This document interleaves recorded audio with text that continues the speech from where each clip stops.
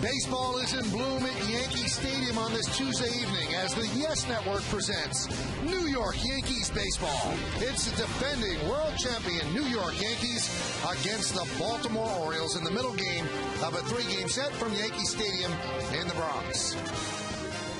Hello, everybody, and welcome to Yankees baseball along with Al Leiter.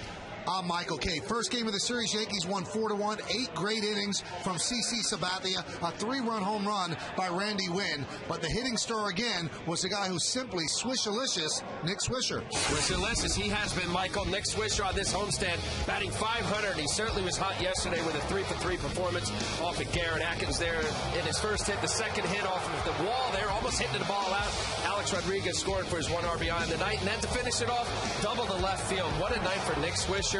Probably the hottest hitter on this Yankee team. Maybe Cano's right there with him. All right, 425 in his last 10 games, Al. 3 home runs, 10 ribbies, scoring 9, slugging percentage of .750, and 8 for 12 in his last 3 games here at Yankee Stadium. And remember, he had not hit that well last year here in the Bronx. Let's look at tonight's starters. Brian Mattis, good young left-hander, goes for the Orioles, 2-1, 4.40. A.J. Burnett for the Yankees. He's up to a great start, 3-0 with a 2.43 ERA.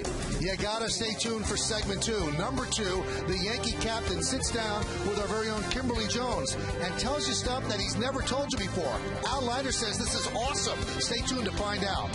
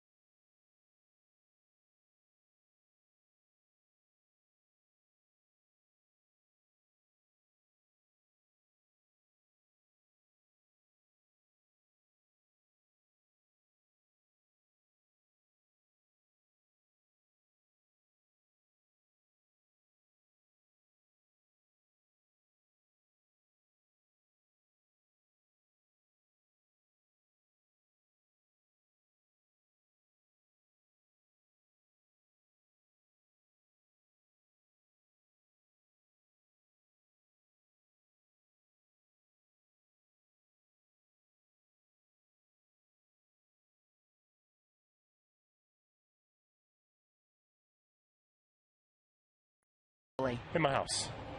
What is your favorite ballpark as a visiting player? I like Anaheim. How about your favorite road city? I like Anaheim. Or Newport Beach, same thing. What is your coffee order every morning? Because I know you're a big Starbucks guy. Cappuccino. Every single morning? It doesn't necessarily have to be in the morning. It could be the afternoon, but pretty much every day. What meal are you most likely to order in a restaurant? Chicken Parmesan. Are you a dessert guy? Ice cream, yeah. Vanilla? Gold medal ribbon. Oh, imagine that. Yeah. When you come home from a road trip, what TV shows are waiting for you on your DVR? The post game with Kim Jones. And your second and third choices? American Idol. Scale of 1 to 10. How big a fan are you of American Idol? I don't miss it. Yeah, I'm a big fan. Since the beginning, right? No, not since probably the last three years maybe when I really got into it. Have you ever voted on American Idol? I have not, unfortunately, because usually it's during the time we play, so voting's over by the time I get home. Who's your favorite this season? Crystal Bauer Sox. There you go. Now you're talking. Do you have a movie recommendation? American History X. And right now, who is a current athlete that you'll stop what you're doing to watch him or her compete? Problems in Cano. Other than a teammate.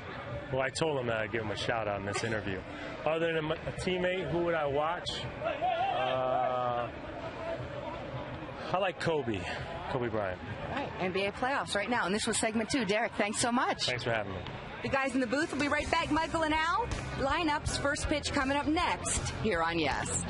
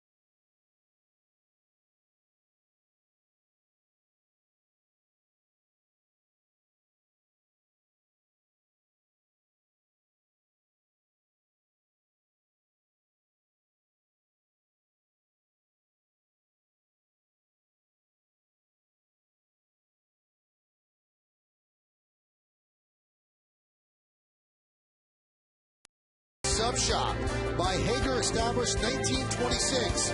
Your own great moment starts at Hager.com. And by Turkey Hill, the official ice cream of the New York Yankees. A.J. Burnett off to a great start, prepares to face the Baltimore Orioles. And why don't we take a look at the Orioles starting lineup, which is presented, as always, by our very good friends at Lexus. Adam Jones, the center fielder, is going to lead off, batting second. And playing right, Nick Markakis. The youngster, Matt Wieters, will catch. He's going to bat third. The veteran third baseman, Miguel Tejada, cleans up. Batting fifth, they're playing second, Ty Wigginton. Luke Scott's in left field. In a little bit of a slump, he'll bat sixth. Batting seventh, the DH, Garrett Atkins. Ryan Hughes at first base will bat eighth. And batting ninth and playing shortstop is Cesar Izturis. Tell me about A.J. Burnett, Al. Let me tell you about the 33-year-old power-armed right-handed pitcher, A.J. Burnett. You mentioned about his start. What a start for A.J.'s 3-0, the very respectable, great ERA at 2.43. Strikeouts have been down a little bit compared to what he's done in the past. Let's take a look at the Jeep pitcher's scatter report for the Birds. Coming off that great start in Baltimore, 8 innings, 3 hits. He's 10-2 in 14 career starts against the O's. Very good. On command, how about this? In 33 and a third innings, Michael, 9 walks. His best walks per 9 ratio in his career. Last year he was at 4.2. And behind you're ahead. This is a little unusual. When he gets ahead in the count this year so far, batters are hitting 262. When he gets behind, you would think it'd be the opposite, but it's 238. I'm going to have you explain that in a moment. Let's take a look at the Yankees defense, which is brought to you by Mercedes. In the outfield, Timms, Gardner, and Swisher. That's left to right. In the infield, A-Rod, Pena, Cano, and Teixeira. Don't be worried. Derek Jeter is the DH today. Pena making his 12th start at short, or he had 11 starts last year. I think it's his second one here. Cervelli's behind the plate, and Burnett is on the mound. Well, we're ready for baseball. The Yankees come in at 17-8, and the Orioles come in at 7-19. It's a battle of Eastern Division opponents. And we're ready for baseball here at Yankee Stadium. Beautiful night here in New York City. Crowd still filing in. A.J. Burnett is ready. Adam Jones is ready. And let's do it here in New York City as A.J. Burnett deals a strike, and we are underway. Chipper, Michael. Love it. Now, why do batters have a worse batting average when he's behind in the count? That runs contrary. Yeah, what could it be? I would think that the fact that he gets ahead with his fastball, And because he hasn't, now look, there's not a huge body of work, and the disparity isn't that great. It is about 30 points at 262 when he gets ahead. I would just think when he gets behind, he's bearing down.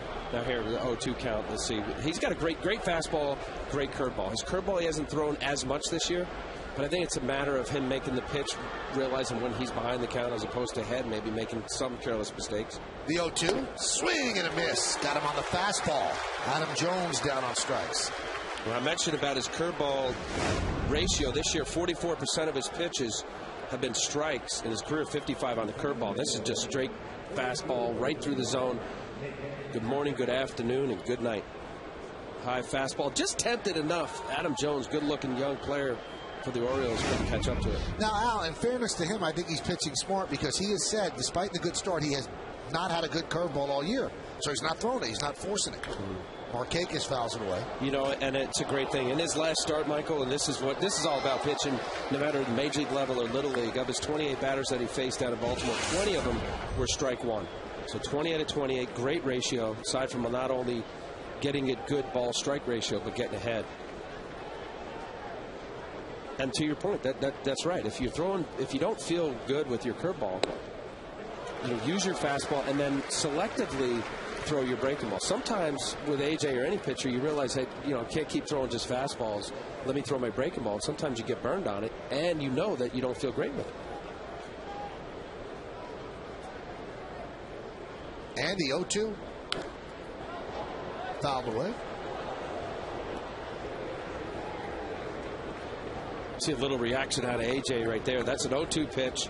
You saw where Cervelli was setting up. He wanted it way upstairs, even though it's a foul ball. Now that's the plus fastball that AJ Burnett possesses.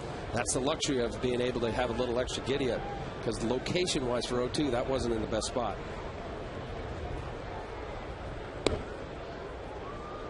You see Francisco Cervelli behind the plate.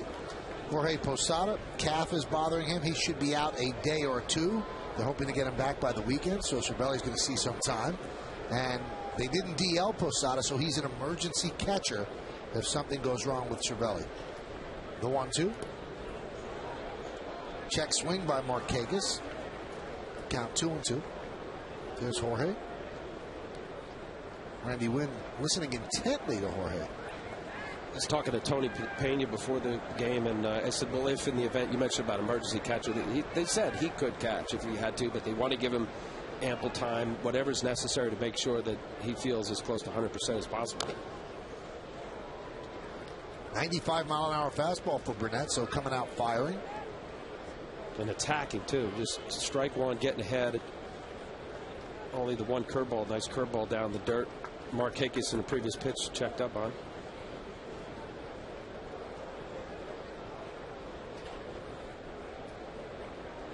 Markakis is from Glen Cove, New York. Now with the Orioles, the 2-2. Drive to deep center. Backing up is Gardner in right center, and he'll make the play in front of the warning track for the second out of the inning. It's a gorgeous night here in New York, so let's look at the game time weather conditions presented by Bigelow Tea. 72 degrees. I mean, that's what they have the Astrodome at. So 72 is perfect. Astrodome doesn't exist anymore. 39 degrees, humidity, 17 miles per hour. The forecast is for clear and windy. Skydome or Rogers Center? They always have it 72, right? Yeah, it's perfect temperature. Clear and windy. Didn't we go out with them on a double date once when you were single? Here's Matt Wieters. Now back, you can see he's got good stuff because they are fouling pitches off. They can't put the ball in play, although Markakis just did a pretty good shot, but a lot of foul balls back. On a changeup, Markakis got out just a little in front, but Cervelli was cheering on AJ, and that's a good thing. You get an out. Yeah, he did hit it far to center field. He did it with his third pitch. Chop foul.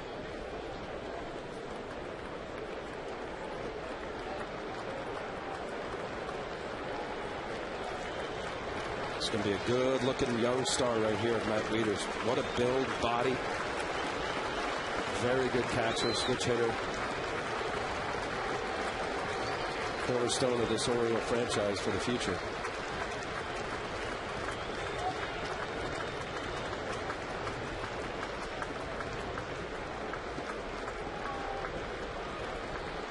And the 0-2. Check swing. Did he go? Guess he did not. The third base umpire, Bill Hahn, did not say anything. Check him. I used to beg Michael any kind of halfway check, because you never know. There's Bill Hahn. CC wasn't too happy with some of the strikes and balls last night. And still gave the Yankees 8 strong innings. Very good.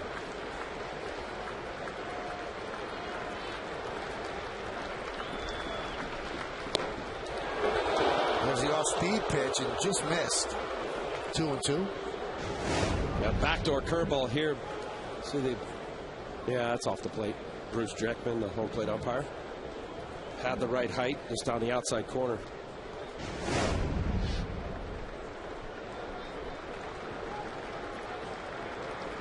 The 2-2.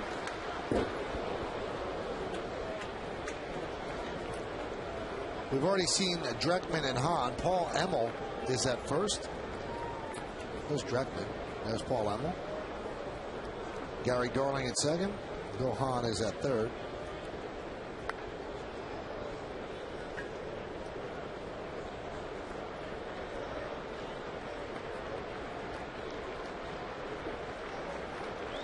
So here's the payoff.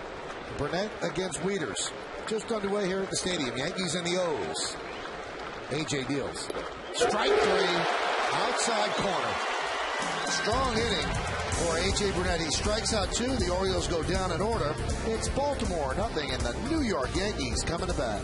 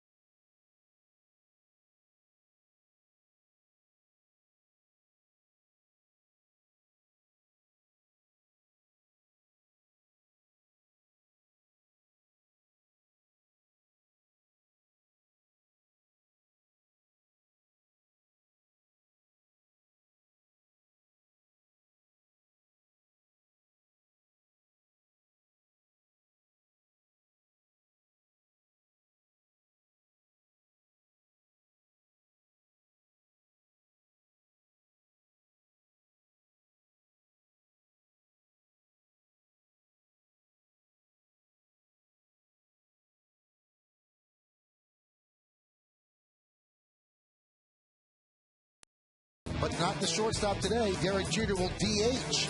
Batting second and playing right field, Nick Swisher. Mark Teixeira is at first. Alex Rodriguez is at third. Robinson Cano, the second baseman, will bat fifth. Batting sixth and playing left, Marcus Timms. Brett Gardner in center field will bat seventh. Then the 2 kids on the bottom of the order. Cervelli will catch, and Ramiro Pena, the shortstop, batting ninth. Well, speaking of kids, this is a very good young left-handed pitcher in baseball, Brian Mattis, 23-year-old at the University of San Diego. At his last start against the Yankees, ended up taking the loss at 6 innings, 3 runs. There you see, very respectable, good numbers. A lot of people picking him as a potential Rookie of the Year in the American League. Let's take a look at the Jeep Pitcher Scatter Report. Fast riser, 5th pick overall in the 2008 draft. I told you at the University of San Diego. He only had 19 minor league games. Flyball pitcher. He's registered only 18% of his outs on the ground this year. That's the lowest in Major League Baseball. And where's the relief? Come on, guys. The Baltimore bullpen, almost a 7 ERA, 6.91. He was in line for 2 wins, which was blown games. There's Derek Jeter, the DH today, has 15 career started DH, hitting .281 lifetime with 2 homers as the DH, but that average just jumped up as the ball gets past Markakis and goes to the wall. So the Yankee DH, Derek Jeter, and their captain starts off the first with a double. Well, he's not wasting any time right here. He's always got great numbers against left-handers. Eyes down, ball on the outside part of the plate, up in the zone. Mattis is trying to get ahead with a strike 1 of this ball game, splitting the uprights there in right center field. What an approach, consistent approach, night in and night out. Derek Jeter. So with that double, he now breaks the tie with Don Mattingly. And now Lou Gehrig and Bernie Williams ahead of him. He should pass Bernie Williams in about a couple of weeks. And then Lou Gehrig is next. So Don Mattingly now in Derek's rearview mirror. Here's Nick Swisher, red hot, 8 for his last 16. And the pitch outside from Mattis.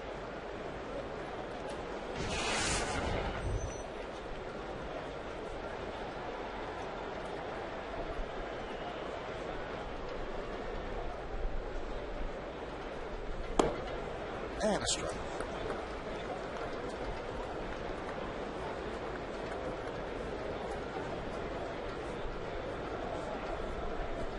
See how he's putting his bat on the back of his shoulder there. Kind of said it helps him to relax, and he's been relaxed during this homestand. 500 batting average. Players will always tinker with their swing, but right now he feels comfortable. He's not really jumping. He's a super slow yes-mo. That's a nice changeup from Mattis.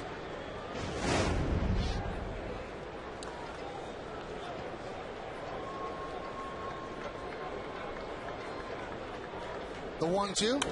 Hot shot. Oh, what a play by Mattis. He took a base hit and an RBI away from Swisher. One away. Derek was almost left in no man's land. This hot smash up the middle. Mattis is somewhat square. It's basically you hope that the ball is high enough where he's able to field it. Watch here with Derek seeing and thinking that ball's through, and then he was just far enough. I think Mattis had some inclination of going to second, but get the shore out. A situation like that, the productive out of what Swisher's trying to do is hit a ball on the right side of the infield, especially when you go down 2 strikes. Mark Teixeira fouls it back. Teixeira 6 hits in his last 15 at bats, averaging 181.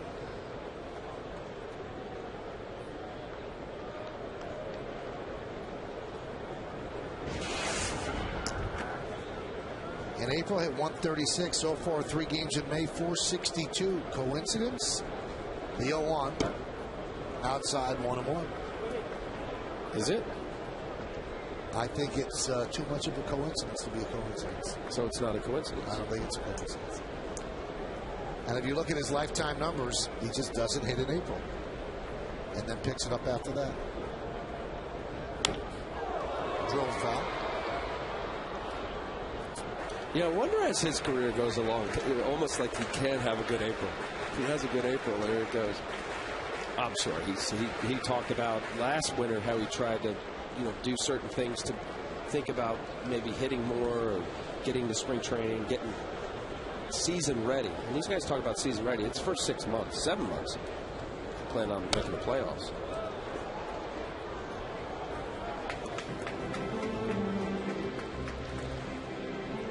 Before the game, Mark Teixeira's Charitable Foundation made a $100,000 donation to Harlem RBI. Baseball in the inner cities. Reviving baseball in the inner cities. So, a nice gesture by Mark and his wife, Lee.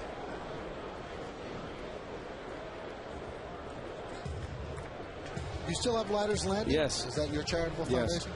Yes. There's so many guys, and Mark Teixeira, like many, many people, we'll just stay with baseball and the Yankees and athletes, of giving back and recognizing how fortunate they are to be playing a game, and everybody does very well, and there's so many charities out there now, Michael, as you know. You have your own charity. Mm-hmm. Good work. The 1-2. Oh, nice play by Robbie Thompson. Good hands, Yankee third base coach. Short hop. This is in yes-mo. Shows you how special it is. He got hit pretty hard the other night. Chicago's in town.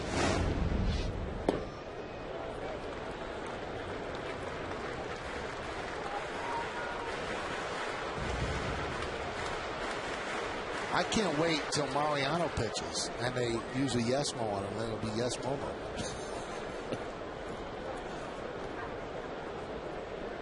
The 2-2.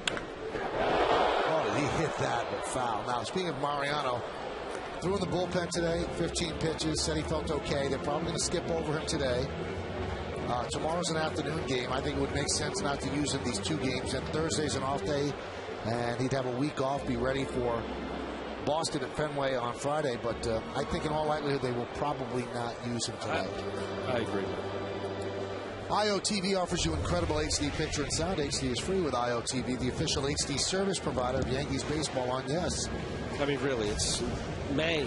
And, you know, if it was a must-win scenario, he's expressed that, you know, he'd like to get the extra day, but there's no reason to rush it now. The 2-2. Rocketed and grabbed there by Tejada. Nice play. Taking an extra base hit away from Mark Teixeira. So 2 nice defensive plays. Speaking of defense, the Orioles defense brought to you by Mercedes. In the outfield, Luke Scott, Adam Jones, and Nick Markakis. Jones won the Gold Glove out there last year. Infield, Tejada is Turris, Wigginton, and Hughes. Leaders behind the plate, and Mattis is on the mound.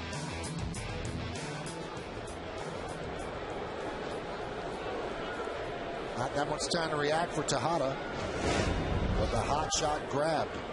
Here's Alex Rodriguez. There's a strike.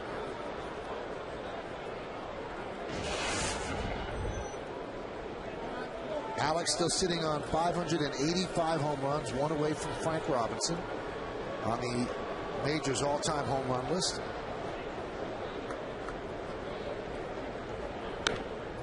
Popped up. Hughes gives it a look, but out of play. Alex trying to find his stroke of late. As you said, Michael, he's sitting on that career home run total. Just caught in between. Certain pitches you watch and see certain zones where when Alex Rodriguez is locked in, he hits it hard somewhere. And to me, it just looks like he's just in between. You know, just enough fastballs in that's getting him some off-speed pitches. They've been pitching around, elevating some fastballs up in the zone. High fly ball, shallow left, backing up is Turris. And he'll make the play. So the leadoff double by Jeter is wasted. No runs a hit. 1 man left. We've played 1. There's no score here in the Bronx.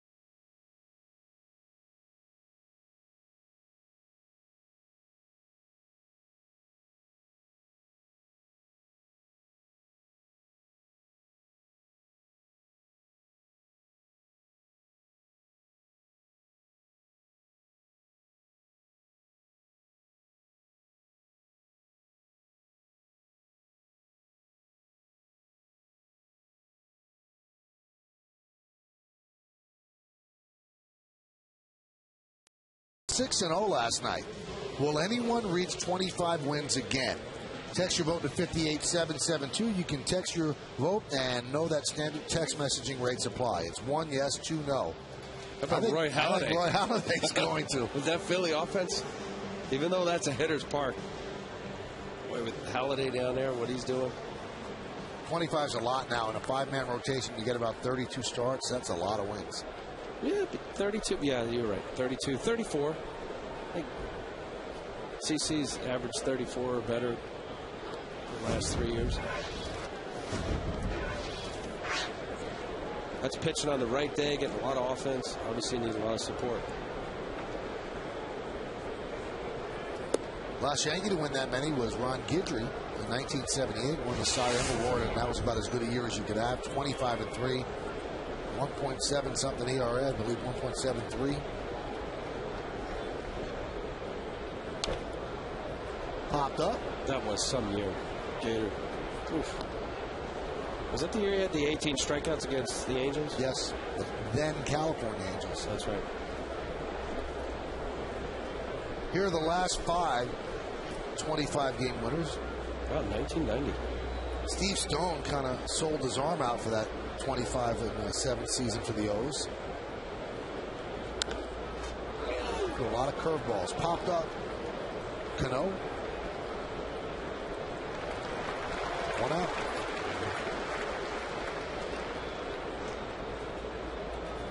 What's your highest total out? 15. And I couldn't believe it because I mean I didn't think it was a day game in Chicago, Wrigley, and I knew there was a lot of strikeouts, and I think it was win total. Oh, I'm sorry. I thought we were talking about strikeouts. No, we're just talking about wins. Strikeouts. 17. All right. Is that all right? Yeah, it's great. Here are some of the hot pitchers in baseball that might be going for that number. 6-0. Jimenez on a no-hitter. Roy Halladay 5-1. How could he lose? Tim Lincecum 4-0, 1.27, and they pulled him out of a 4-1 lead in the 9th inning, and they lost that game. Let's see, Sabathia is 4-1. AJ's 3-0. Andy Pettit also has 3 wins.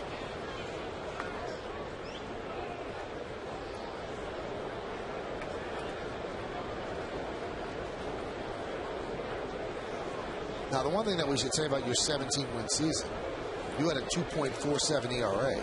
Thank you, Mike. And it was just that the Mets weren't very good. 17-6. I think that may have been the same year. I know Andy won 22 or 23. Maybe it was, I don't know what year. Andy's had so many great years. And, yeah, look, you need some offense sometimes. It's good to win 2-1, but those 10-4 games are good, too. Wigginton swings and misses. 3 strikeouts for Burnett, who has nasty stuff tonight. You know, all fastballs pretty much. He's coming at these hitters. He's emergency hack late. Now, the reason why that a swing like this, Wigginton or any major leaguer, is that obviously AJ, and he's a cross shooter too, comes across a little bit. When he gets lateral, AJ will kind of come around a little bit, hook some balls. But right now, just very, very comfortable. Looks great. But that little extra giddy up. Now we're registered seeing 94s, 95s. That gets on these guys and quickly. And there's movement, too. You see the little late sink. It's more of a tail. That's not just the straight fastball. AJ, when he came up with the Marlins, it was pretty much 4-seam straight fastball. He's getting a lot more tail and life on that fastball.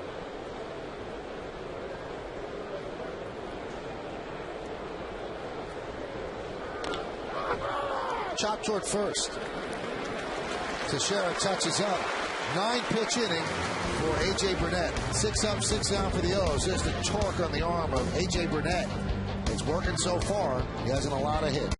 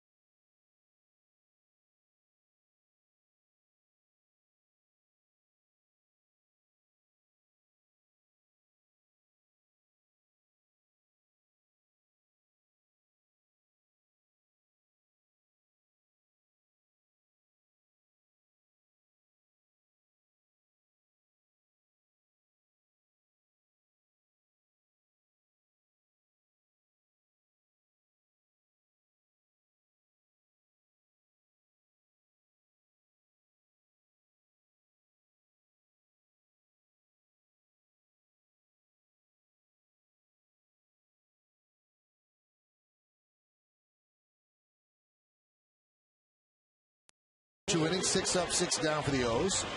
Yankees got a lead-off double by Jeter in the first inning. He was stranded there. And now here's Robinson Cano. Food court looks great. So does Robinson Cano, hitting .371. 71 total bases for Cano. He has 17 home runs lifetime against the Orioles, so he likes hitting against that staff.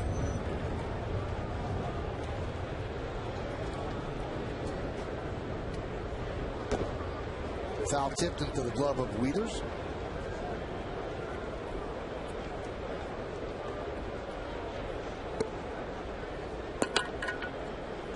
Some Met fans have texted me, Al, and said that that team that wasn't quote unquote so good, they won 88 games. What? I didn't say that team wasn't good. Well, you said they didn't score many runs. Well, then let's take a look. I don't know. 2-4. 73. So 2-4 in the National League, that equates to about a 6-0 in the American League? It's about 3/4 of a run. You really believe it's just that? Yes, I do. I'm not so sure. Well, maybe now. Maybe it's 6. I don't know. How do you go from a 2-3 or whatever hobby was? It's there's not a big disparity or that much. Yeah, you have to face really good 7, 8, 9 guys. Not big, right? But it's not 2 runs. There's we'll get it. It's about 3/4 of a run.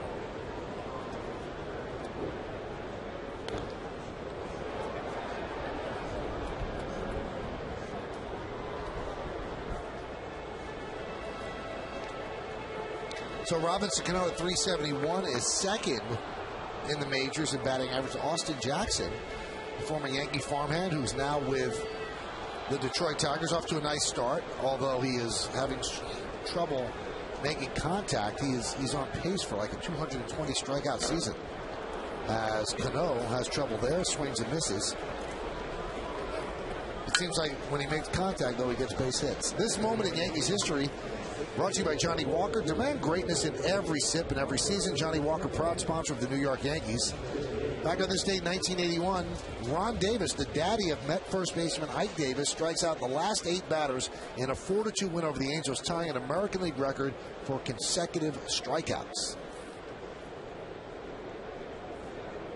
He was really the lead guy. Yeah, he was the first prototypical bridge to the closers for the guy. Boy, that was some nasty between Davis and Goose.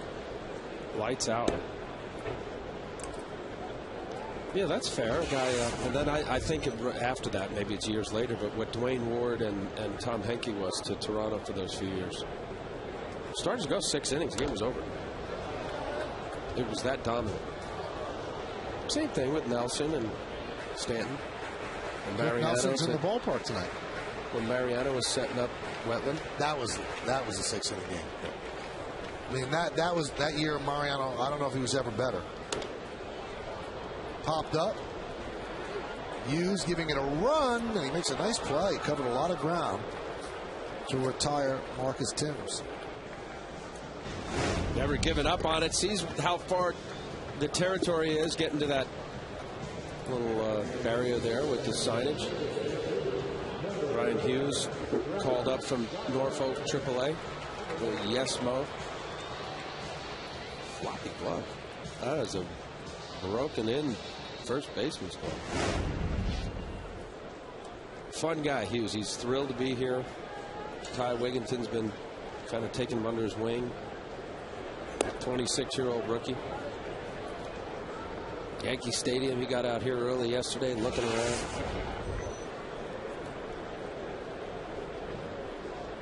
Gardner, 9 hits and 22 at-bats against lefty pitching this year. 347 overall.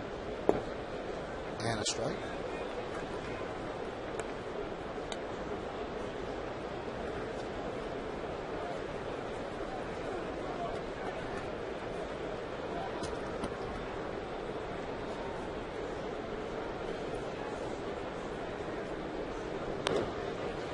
And that is slapped out to left field. Luke Scott will put it away.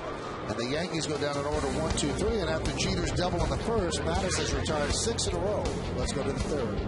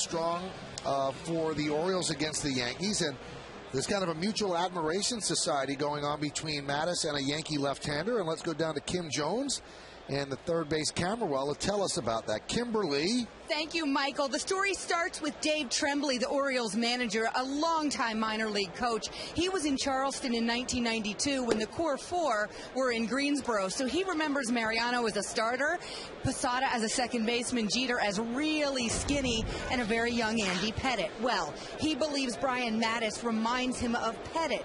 Coincidentally, Pettitte watched Mattis pitch earlier this season against the Rays and was very impressed. Last week in Baltimore during batting practice, he approached Mattis. He said, I just wanted to say hello and tell you I liked watching you throw. You have great stuff. Mattis was temporarily blown away but said thank you. And then Andy said, and I really love your changeup. It's great. I'm trying to get mine as good as yours. At that point, Mattis is saying to himself, you've got to be kidding me. And he finally said, Andy, your changeup's pretty good. But that conversation meant a lot to Brian Mattis. Andy told me, just seemed like the right thing to do. I meant every word I said. I guess it's all paying it forward now when Brian Mattis becomes a veteran. Kim, that's what he's going to do. That's exactly right. And Mattis, I promise you, will remember that forever. And if in 15 years he's still around, I bet he seeks out a young lefty and pays him a compliment as well. The Orioles, as you guys know, have very high hopes for Mattis. Not only that bulldog mentality and great character, which Tremblay believes he shares with Pettitte, but he's also a really good pitcher, and they could use an ace in Baltimore. Now, Kim, let's guess together here. Do you think that Al Leiter, when he became a veteran, ever was that nice to a kid? Oh, stop. Yes. As he would say, what do you think, Michael. Kim? Yes, Michael, Wait, time out. Forget Michael. What do you think, Kim? Oh, I think you're the nicest guy going. Absolutely. Thank you. All right, so tell me who you talked to. Who did you compliment like that? Glendon Rush. A lot of guys. Doesn't have to be left-handed. You Or can't even even be younger nice to your own guys. partner in the booth. Look how you're acting Because you right now. deserve it. Kim, thanks for starting this. We'll see you on the postgame. My pleasure.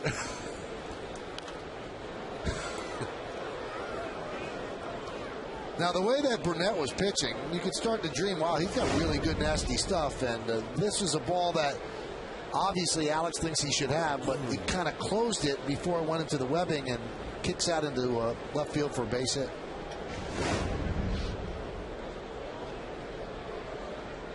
Well, he got to the ball. There's no doubt about it. So the fact that his glove was closed was the reason why he didn't catch it.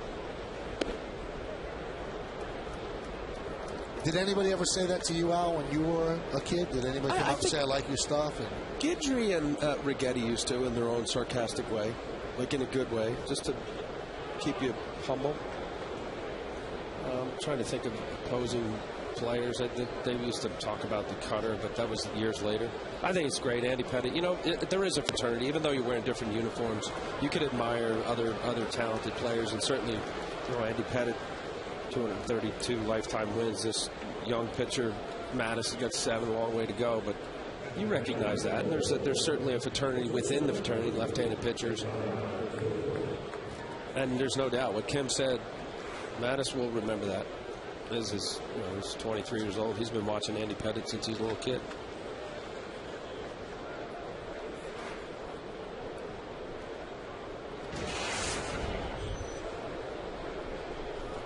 so 2 on, nobody out. Here's Cesar Izturis. Let's see if the Orioles bunt here. Squares to bunt. Takes a pitch high.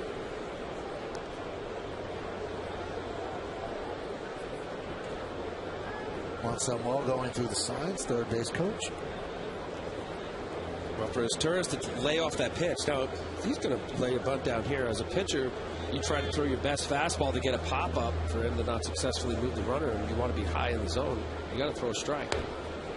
Gets the bunt down. It's a good bunt. The play is at first, and he throws it past Cano and into foul territory. Atkins will score. Both runners move up. Used to third as Izturis is at second, and the Orioles lead 1-0. So that's a sacrifice that's successful, and the E1 allows a run to score. Right, good bunt, perfectly placed. Let's see A.J. fielding with his glove. He got his feet underneath him. Now he just, any time an infielder, or in this case with A.J. getting his hand down, it's dangerous for anybody who's at first. Now here in Cano coming over because Teixeira was covering the bunt. You saw the ball that sails. got to make sure when you throw that ball that at least your hand is on top of the baseball so it doesn't tail or sail into the runner. Very dangerous for the first baseman.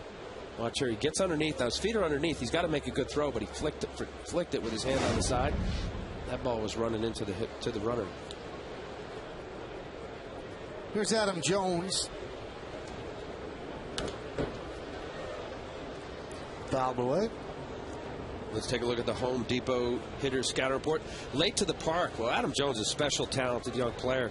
He didn't start playing baseball until he was 12 years old. He was a basketball player, and his friend said, "Hey, why don't you go out for baseball?" And he said, "All right, I'll try it." Ended up being a major league player. Getting hot. Well, of late, he's 389 since for the last homestand out for the Red Sox, and now here with the Yankees, 7 for 18. And smooth out the swing. He had an opening day home run and kind of got a little long and uppercut. And Terry Crowley, the hitting coach, has been reminding him line drive approach, and his swing has been better of late. He had 2 home runs on April 23rd and 4th. Sometimes young players will get a little long and think home run as opposed to driving the ball right opposite field. Good player, Adam Jones. Made the All-Star team last year.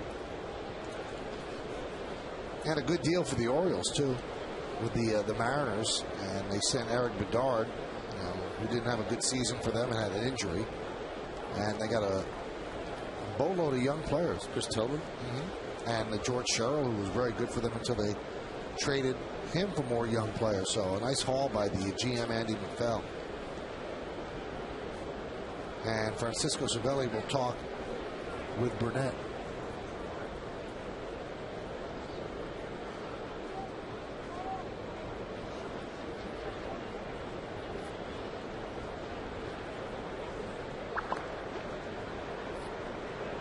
Jory going over some matchups.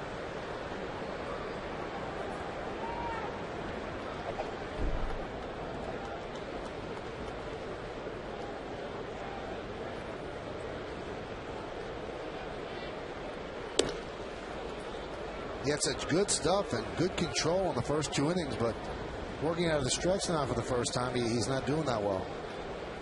Well, that could be part of it, and yeah, he's hooking that ball and being behind as he is. He's getting in these hitter counts. He hasn't thrown many curveballs. I only have him down for 2 curveballs. Why would he be having so much trouble with his curveball this year? What could be behind that? Well, it's a field pitch, Michael, and he's always had a great, snapdragon, just a tight spinning breaking ball. Normally 12 to 6. I think with AJ, he gets a little lateral, which would be from right to left, and your release point is off as a result of that, as opposed to the north and south feeling. Instead of going this way as he is, you want to make sure that your direction and energy is going toward home plate. Kind of that timber effect. He's done it a long time, and he's been very successful. But I think when the element of command issue becomes an issue, a problem, is because you go from the right side to the left. Hook baseballs.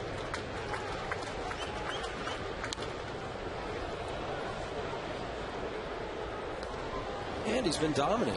I think his approach has been to establish his fastball, and in his games up to this point, it's been, I wouldn't say effortless, but he's been very good.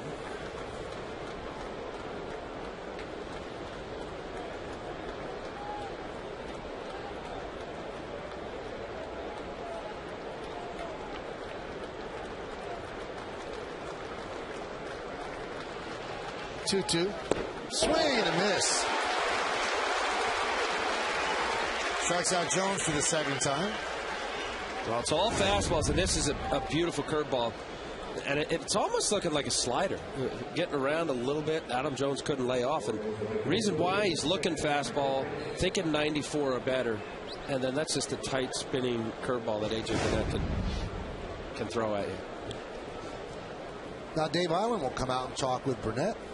And while he does, it gives me time to remind you that this copyrighted telecast is presented by authority of the New York Yankees. It may not be reproduced or retransmitted in any form, and the accounts and descriptions of this game may not be disseminated without the express written consent of the aforementioned New York Yankees. This is a little unusual visit for me. He just struck out Jones, made him look silly. He's not laboring other than the fact that he threw a ball away on his Steers.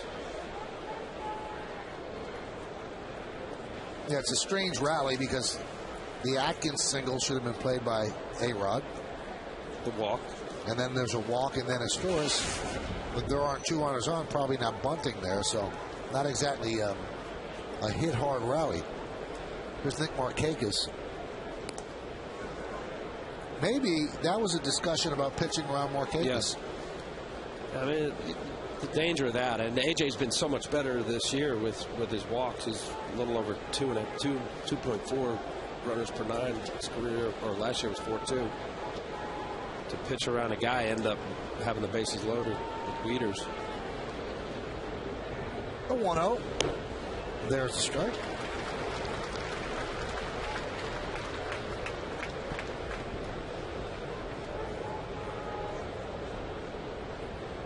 Markakis in his career up to tonight is .297 lifetime, 11 for 37. That goes down a little bit with the fly ball to center in his first at bat, first inning.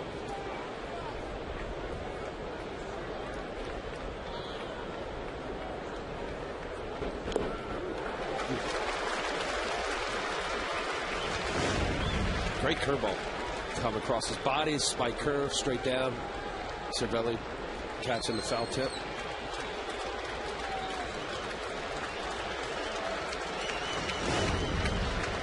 So now 1-2 on Markakis. He has not struck out in his last 32 times to the plate. Longest streak in the majors right now. He struck out. No. Cervelli could not hold on. Identical pitch. Almost the same thing Cervelli did in the previous. Couldn't get it. That ball went down as opposed to right back to him. Good curveball. Came right back with it. Good swing from Markakis. We'll see if he comes back with the other curveball or ends up going fastball away. His sequence of signs, obviously, is on the same page. Now he has struck out. Cervelli gets an angle, makes the play at first. So AJ, with runners on second and third and nobody out, has struck out Jones and Markakis. And now we'll face Matt Wieters. Well, he stayed with the curveball as he should. That Markakis did not look very good on those, and he just couldn't hold up. This is a nasty curveball. You know, normally curveballs are about 12 miles an hour slower than a major league fastball or the pitcher's fastball. He's throwing this curveball, which has the spike spin of it, at a mid-range 80-mile-an-hour pitch, which is more like a slider. Foul back.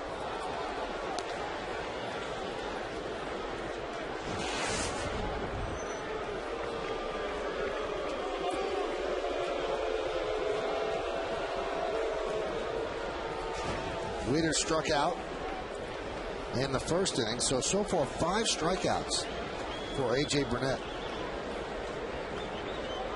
Orioles are leading 1-0. The 0-1. Boy, again, he's got very good stuff tonight. I mean, this is just Bayou.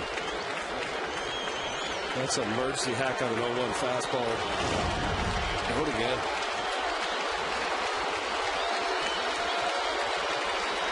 Crowd looking for a strikeout. The rhythmic 2-strike clap here at the stadium. Started with Guidry. The 0-2.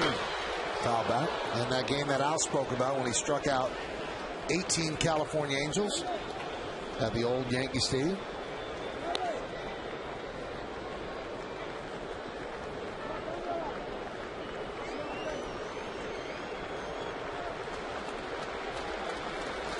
Miguel Tejada is on deck.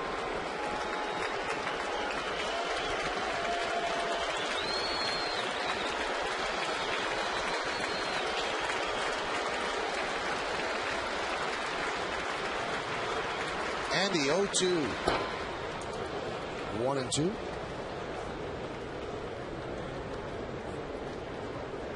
Nice play by Cervelli. Obviously, with the runner at third base, there's considerable foul territory behind home plate.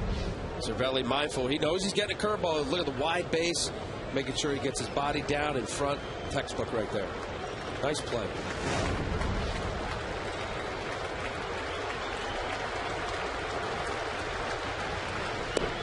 Check the swing. Did he go? No. Said Bill Hahn.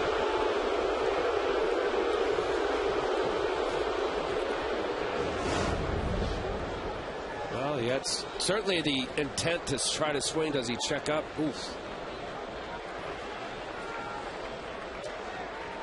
I thought he held up. I still don't know this angle.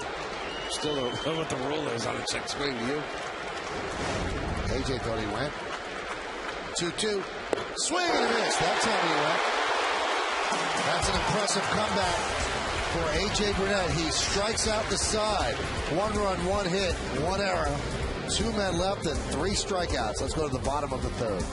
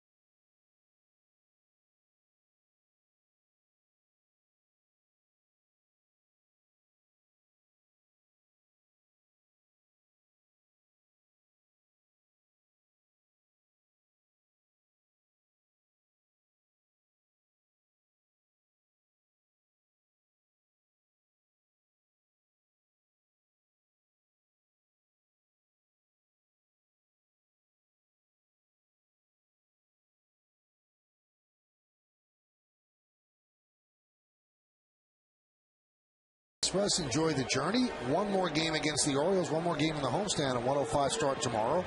Thursday, the Yankees enjoy an off day, and then Friday it's on to Boston for a 3-game set. Friday night, Saturday afternoon, and Sunday night. The game on Friday will be on Yes.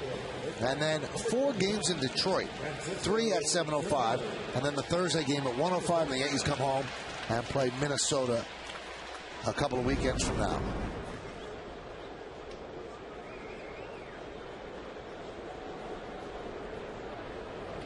Well, we go to the bottom of the third. Francisco Cervelli will lead off. And he punches that one into center field. Jones dives, can't make the play, and it goes to the wall. Cervelli hustling, loses the helmet, touches second, goes to third. It'll be a stand-up triple for Francisco Cervelli.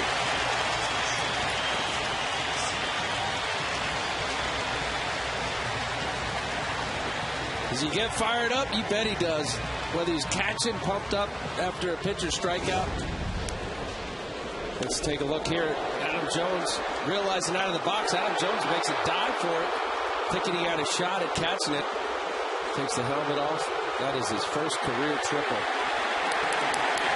Fired up, Francisco Cervelli. Oh, just out of the outstretched reach. That's a do or die, obviously. Him going for it. Just missing it by a few inches.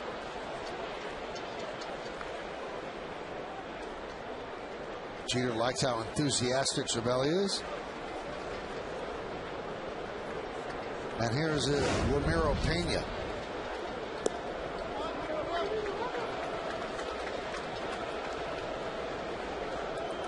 First triple of his career. That helmet's so big it flew off right before second. And then he was unencumbered on the trip to third. Yankees had a leadoff double in the first inning. That was Jeter. They couldn't get Jeter in. Let's see if they can get Cervelli in to tie this game. Ramiro Pena is so good offensively last year, struggling this season so far in truncated duty. 1 for 14.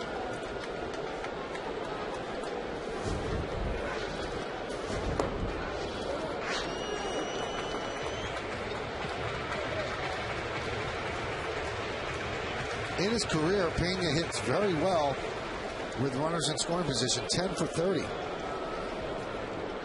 And his buddy is at third, the 2-1. And he's going to get that runner in. Cervelli clapping furiously as he crosses the plate. The Yankees have tied the game at 1. So an RBI ground out for Pena.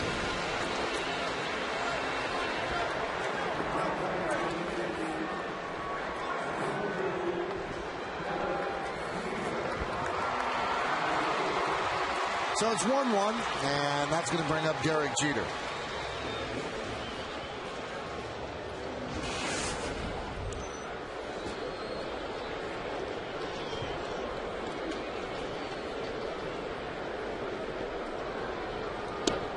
Breaking ball for a strike.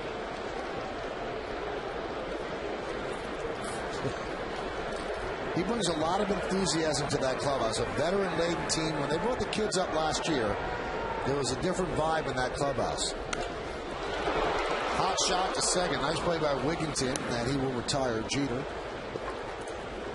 Well, there's a certain coolness about any veteran team, but the Yankees have always had that. I thought about when Shelley Duncan a couple years ago came up and just really fired everybody up. His high fives were hurting everybody's hand. They were afraid to high five him.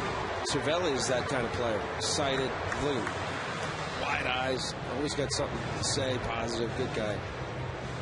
I think it's fun. And it's infectious. Excited to be in the big leagues, putting on the pinstripes, Major League uniform.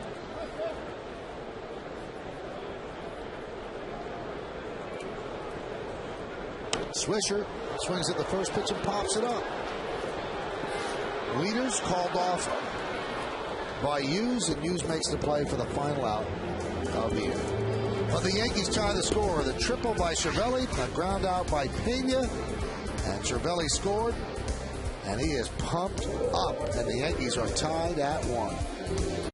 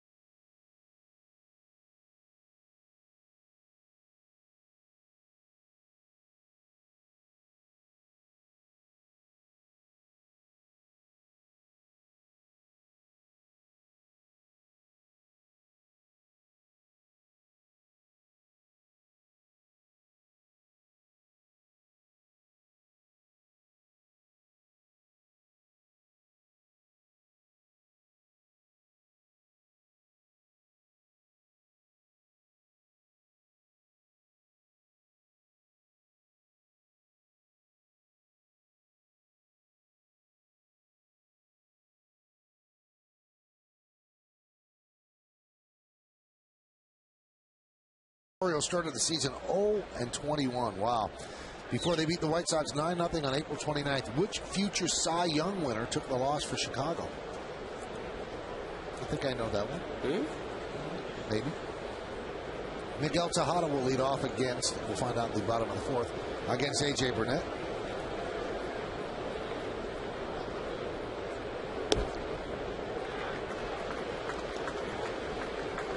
Count 0-1. 6 strikeouts over 3 innings for A.J. Burnett.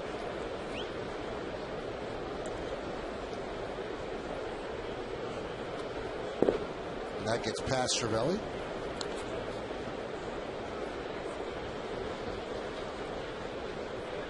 Thinking about that losing streak, what a history the Orioles have had, and I think as a baseball fan, of the game. It's just been a shame. It's been the heralded franchise for years, and they have just been struggling in a big way. Outside of early 90s through the mid 90s, playoff teams bordering on getting to the World Series, battling with the Yankees, great rivals all through the 70s, 80s. They were world champs, 83.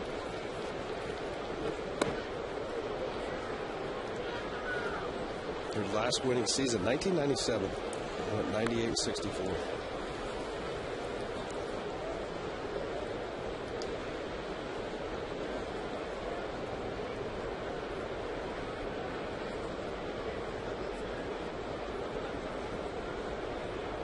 The 2-2, driven out to right field, giving Chase Swisher on the run. Can't make the play. It bounces into the seats.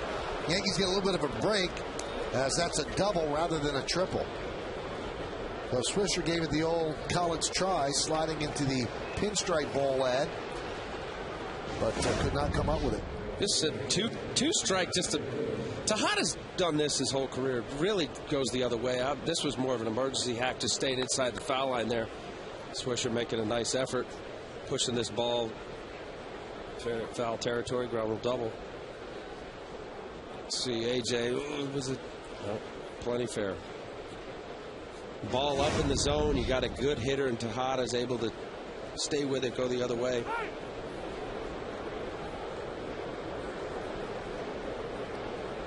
See now, Wigginton obviously trying to drive the baseball, but a productive out would be to go to the right side. Let's see how AJ chooses to pitch to him. Or me try to bust him inside, make him work for it.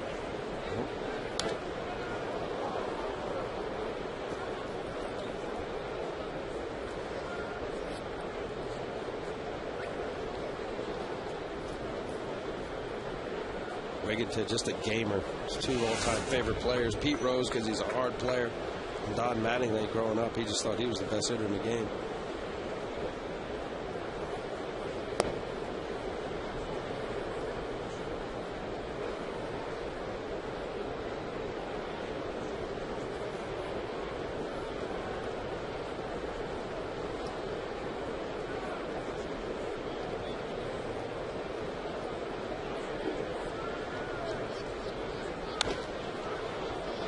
Gets the runner over, does Wigginton.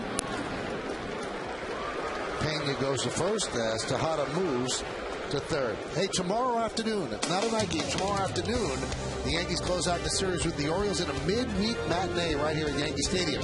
Coverage starts at 12:30 with the Tri-State Ford pregame. Then Al and I bring you the call from the Bronx. Orioles, Yankees coverage starts tomorrow at 12:30 only on Yes, and a new record for Al Leiter, 6 games in a row. It'd be 7. 7 after Friday. Are you all right? Are you? I'm fine. Good. Yeah, this is great. You kidding? Ripken's streak pales in comparison to yours. Yankees bring the infield in. Here's Luke Scott, runner at third. Game tied at 1. Count 0-1.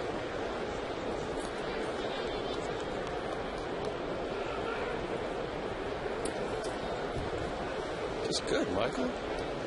Bronx, Yankee Stadium, broadcasting, sitting next to you. Beautiful night. Beautiful night. Doesn't get any better than this.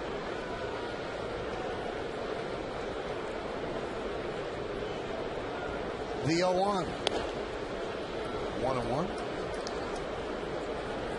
Both teams hitless and 4 at bats with runners in scoring position.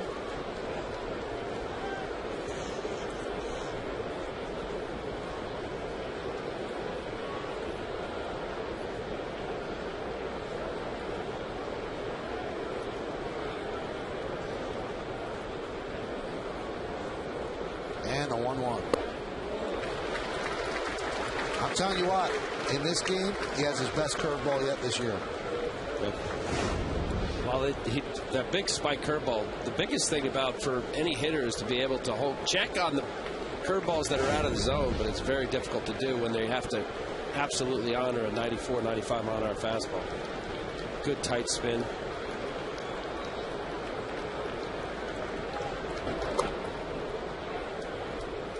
Count 2-2. Luke Scott sat yesterday. He's been struggling along with others in the lineup. Garrett Atkins has been struggling. I said about Adam Jones being a little bit hotter of late.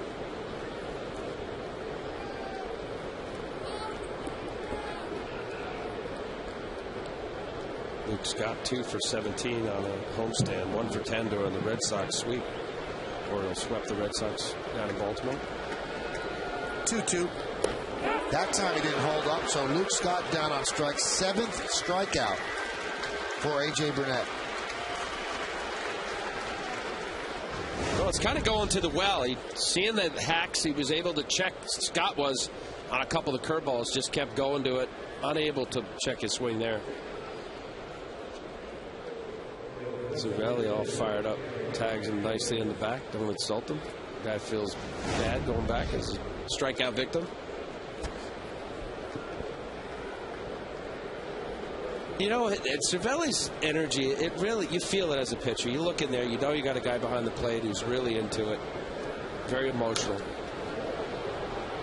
And you feel the charge. You feel his excitement. You know what A.J. Burnett's lifetime ERA is with Cervelli behind the plate? 3 previous games only. 0.82. Wow. I didn't know that. Tejada leads off third.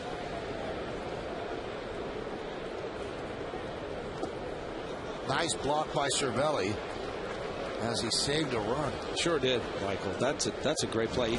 He did it in the previous inning and in the inning on the breaking ball. Now that's not easy because that curveball is about as hard as any thrown curveball in the major leagues. AJ does not just float little curveballs, spin them up there. Getting his body in front and turning in. The only way to keep that ball from kicking away toward the Yankee dugout. Popped up. Let's see if it stays in play. Cervelli near the Yankee dugout makes the play.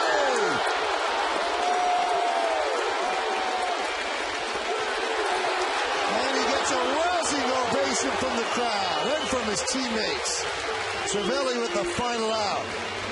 Knew where he was, checked the on-deck circle, and then made the lead. Pretty nice play. As a youngster, giving it his all. And the Yankees have to catch him after he catches the ball.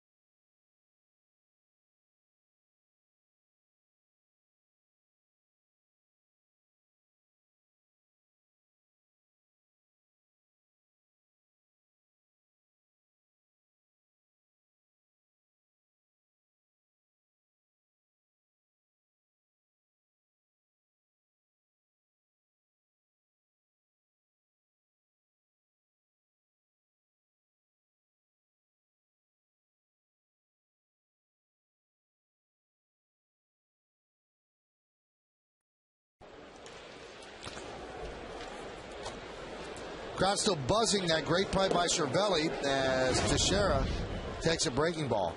Well, I was more intrigued with Tony Pena down there ducking out of the way. Island is thrilled. He pats Tony on the head because he got one less pitch to throw for his pitcher.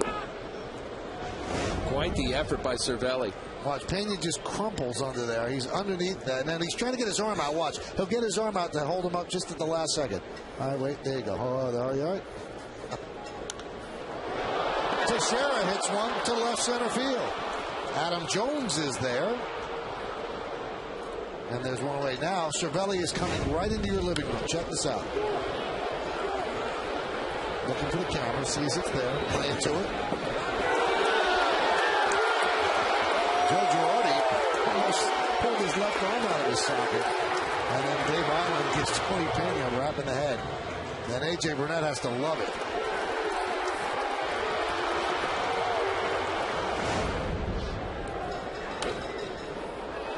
And A-Rod fouls it back.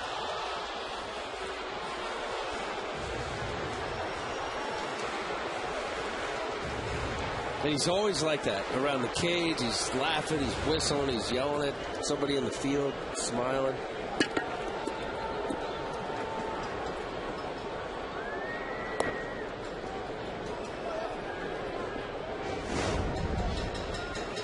Posada. That's a grudging fist pump right there.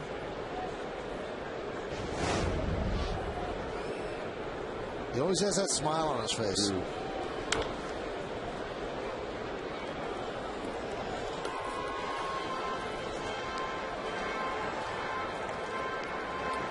Cervelli has really taken himself from a non-factor in the Yankee organization, somebody that was thought of as, he's a good defensive catcher. Maybe someday he could be a backup in the big leagues. Now he hits enough that people could actually project him to be a starter in the big leagues. And the pitchers, although he's a kid, love the way he calls a game. I mean, he commands their respect as if he's a veteran. And I was actually watching your kids show the other day where he was actually Yankees on Deck, and he was talking about how he has to know the different personalities of all the pitchers and who he can yell at and who he doesn't, and, how he can get the most out of every. And I thought that was a veteran way to look at it.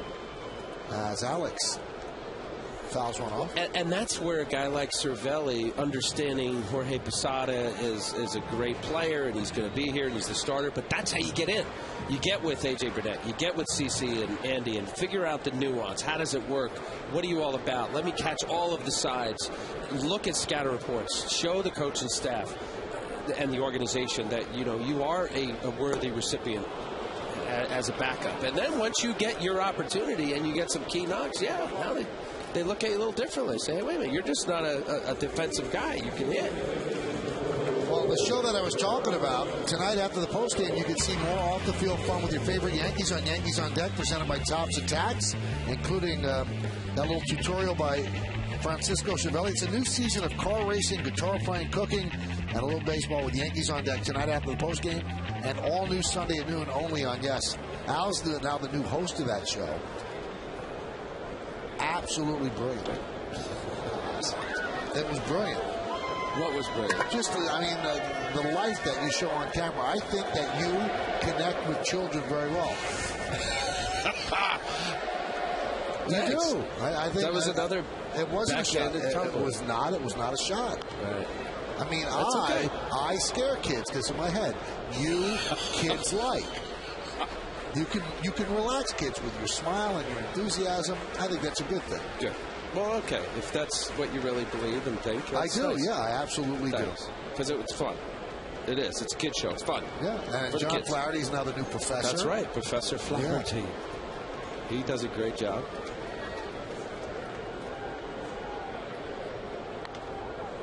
Cano fouls it away.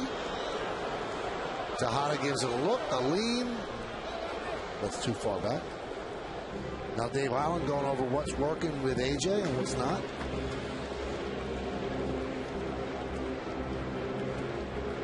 Zay there, pulling it at the AJ, little left to right.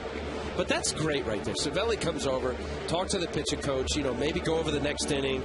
Hey, who they got? Okay, Hughes, Asturis, Jones. I'm thinking about this. Great, all the way around. The 0-2. There's a base hit to left field off the bat of Cano. So Cano with a 2-out single. Now it's time for the answer to the New York State Smokers Quitline Quiz. The 1988 Orioles started the season 0-21 before beating the White Sox 9-0 on April 29th. Which future Cy Young winner took the loss for Chicago? I'm guessing Lamar Hoyt, maybe? No, Jack McDowell. Oh, gosh, I knew that. You knew that? Yeah, I thought when you said you knew. And I guess I didn't know. I was wrong. Jack McDowell, Stanford, played for the Yanks. Gave up the winning hit in the 1995 series against Seattle. Game 5. That really changed the course of Yankee history and the course of many lives as well. Careers ended. Jobs were switched. And the Yankees went off on their newest dynasty. That was it, the last year of Donnie baseball.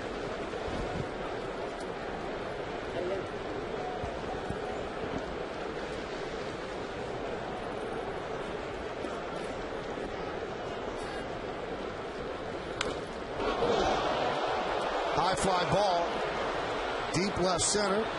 Luke Scott is there, and that will do it here in the 4th. No runs a hit, no errors, and one man left on base. We've played 4 at the stadium. It's a 1-1 game on yes.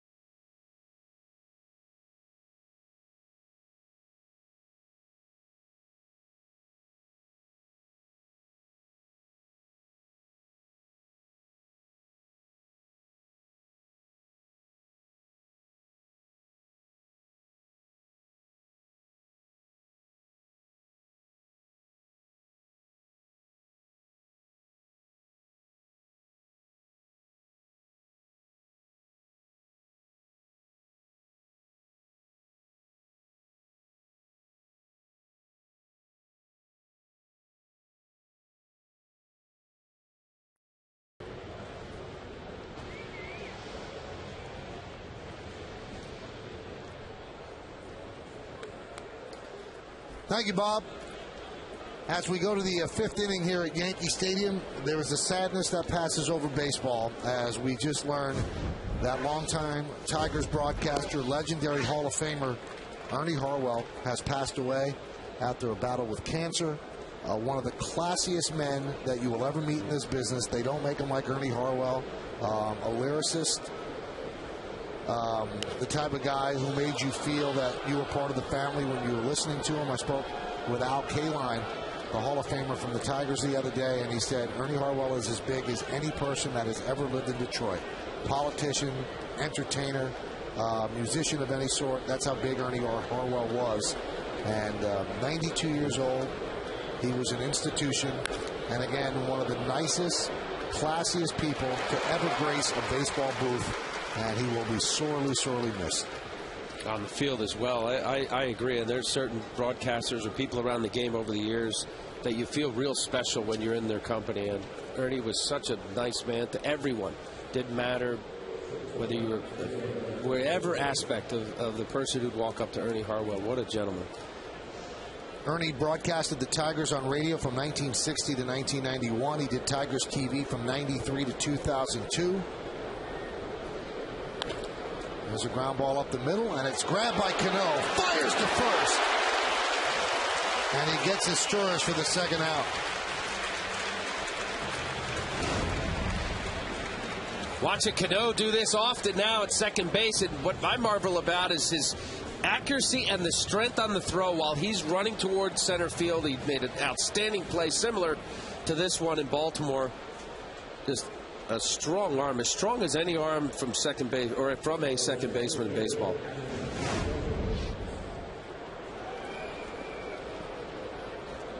That'll bring up Adam Jones.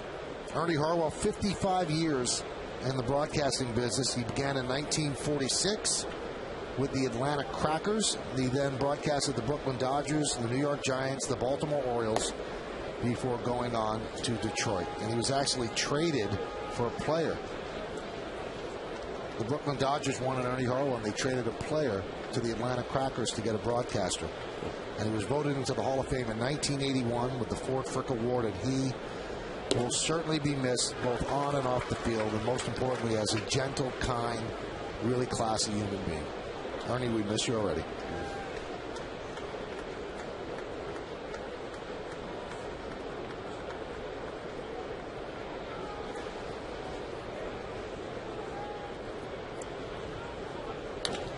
And there's a ground ball off the bat of Jones.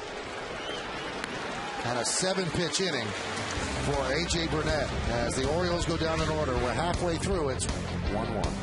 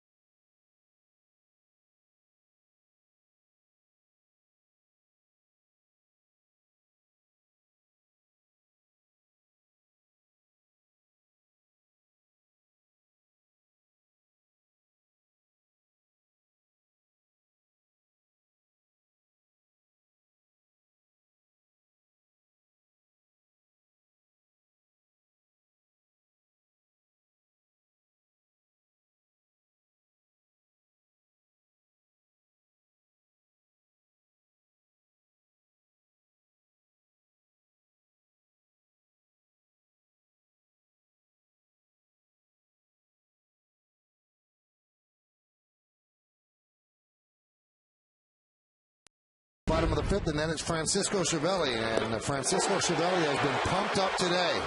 Catching a good game by A.J. Burnett. A little bit of that fist pump, some hand clapping.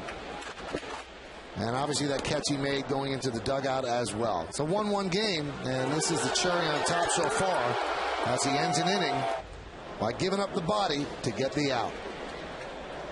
And there is Francisco.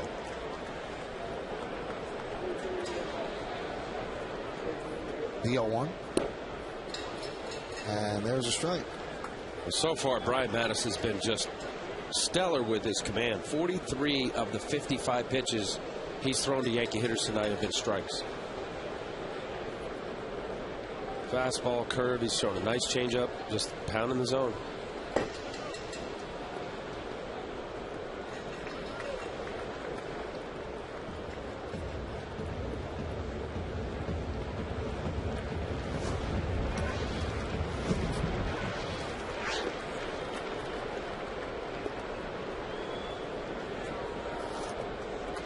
The 1-2. Yeah, you hear often people say about beyond their years of player young. Mattis only had a handful of games in the minor leagues, a top pick in 2008. But their teammates, front office coaches, they just said this guy is very cool and really has a great idea of pitching and also for the love of the game. He's a guy that really enjoys being a baseball player. And it sounds kind of, yeah, you should. Jeremy Guthrie just talks about how he just is constantly talking about pitching and wants to learn and know more. The Orioles actually have played in an interleague game. And Mattis, his favorite player growing up was Mark Grace. And when they were playing the D-backs, he had a Mark Grace jersey sent up to the booth. Of course, Mark Grace thought that was nice, an honor for a young up-and-coming pitcher to have him as his idol. And then refused to sign it? No, he signed it. Oh, he signed it. There are guys in the big leagues now that aren't really particularly fans of the game. That is the wrong guy to walk to start the inning, Brett Gardner. Time for another look at tonight's Toyota text poll. Once again, the question, Colorado's Ubaldo Jimenez went to 6-0 last night. He's already pitched a no-hitter this year. Will anyone reach 25 wins again? You've been texting us at 58772. 60% say yes, 40% say no. That's surprising. I would have thought it would have been a lot of yes votes, but I wouldn't have thought it would have won out. And mostly because with the 5-man rotation and off days, and you could stay healthy and get basically 32 to 34 starts. Be on the right team, get a lot of offense, some help with your bullpen time in an era where guys don't complete games. That's why I think Halladay has got great offense with the Phillies. Jimenez is great out there in Colorado, but boy, that's awfully tough out there at that ballpark. And Halladay, he completes his own games.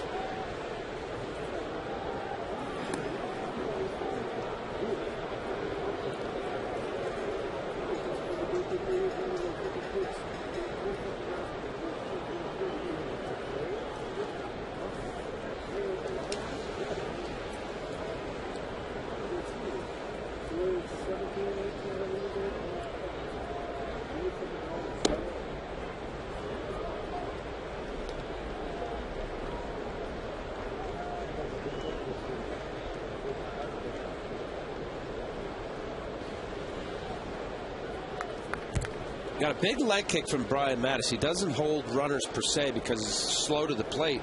Matt Wieters is throwing out 44% of the runners. Very respectable. There's a strike. Almost half the amount of time. That's up in Pudge Rodriguez territory. Once upon a time when Pudge was in his prime with Texas. League average for most major league catchers is right around 25%.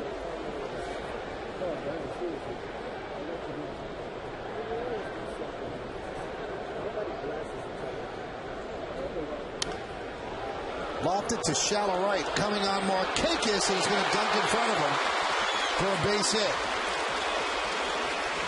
So two of the Yankees' homegrown youngsters start off the inning by getting on base at first and second. Nobody out. Cervelli's now 2 for 2. Big night for him. Well, at the triple, Adam Jones has made a gallant effort, rolled to center field. Now this being ahead in the count, just slicing this ball away from Markakis in that no-man's spot in there down the right field line. Certainly for the Yankees' sake, and Cervelli, they'll take it.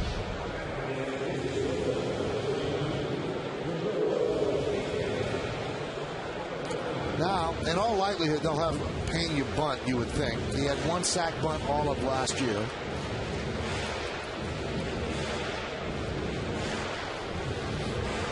Tejada talks with Mattis, and now Torres comes in. Now, what Pena wants to do if he's going to lay down a bunt, he wants Tejada to field it. That's right. And then third base will be open for Gardner.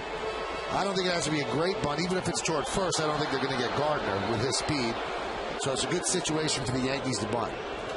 Third baseman Tejada is really not in that far. And that one's bunted in the air, and then it rolls foul. See, now that's a replay, as you say, Michael. That was a meeting that they got on the mound to Mattis and said, Tejada, I'll read you as to where the bunt is going to be. If it's obviously hard down the third base line, I have to field it and throw it over first. This is a little... See, now he's going to read off of what Mattis is doing here. See him kind of holding up. Tejada did. Now, as a pitcher, if this is the scenario where you know your third baseman's going to hold back, the idea is to throw something hard enough on the inner part of the plate, let the bunter, in Pena's case, bunt it toward third base and bust off the mound, and you're fielding here, you have your third baseman holding back.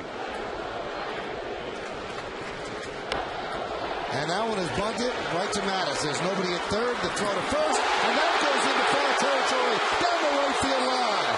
Here comes Gardner. Cervelli goes to third. Pena's at second, and the Yankees lead 2-1. The confusion here. It looked like soon as Mattis fielded the ball, Tejada's standing right next to him. He looks over at third base. I don't know whether he anticipated Tejada being back. He's got to make a better throw than that. Wigginton getting that ball up in the runners. You see Wieters pointing first base, and he just throws it into the runner. That's a bad throw. He clearly would have been out. Would have been a successful sac bunt instead of E1. Watch, he's got plenty of time and just hooked it across his body, and Wigginton, as any first baseman, in this case second baseman, wants to make sure that Pena doesn't run into his arm and break his arm. And across the street, the Orioles suffered that very same injury on that very same play with Brian Roberts at first base. Now the Yankees score their run the same way the Orioles did. Here's that Roberts play, Al, and it's a dangerous play. That time the first baseman fielded it, and Roberts went down to Pena a very significant injury. And that was B.J. Surhoff, the first baseman, who threw it to Roberts. Cliff Floyd broke his wrist while with the Expos at a game against the Mets.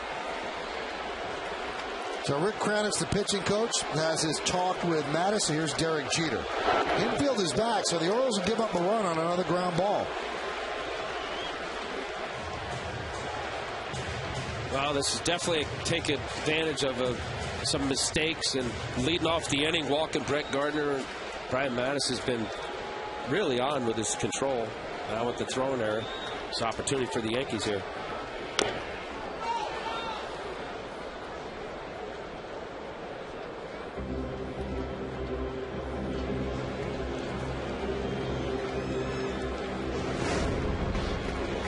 Well, he's got the little shin guard on, and well, good for Derek. It hit him on the shin. I'm sure it still hurt.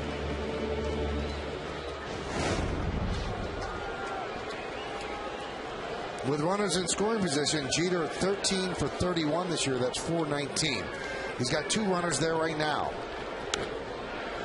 That one is looped to second. That's not getting anybody in as Wigginton puts it away.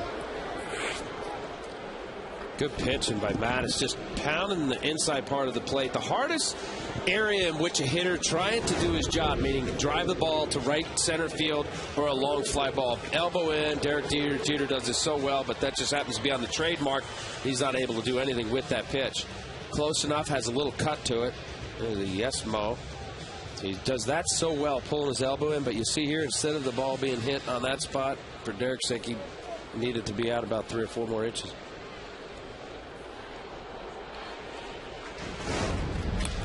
Good pitch by Mattis. Second and third now with one out. Here's Nick Swisher.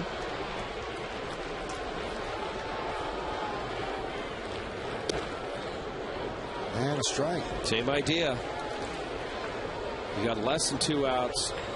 Thinking as a pitcher, okay, you want either an infield pop-up, or if you get 2 strikes, you want a strikeout, of course. And the easiest pitch for a hitter to drive to the outfield is something away. You can even just flick it, flail it away far enough to the outfield. Sacrifice fly, run scorer up by 2. Let's see if Swisher anticipates something on the inside part of the plate here.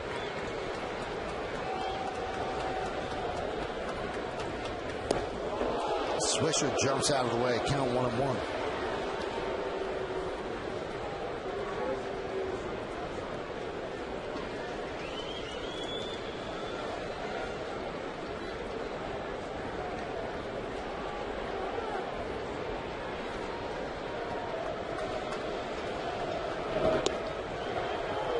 Count 1-2. Yankees have a chance to give A.J. Burnett some breathing room. Well, he didn't like this call from home plate umpire Bruce Jackman. Inside corner, good frame job by Matt Wieters. Oh boy. You can see why he didn't like it.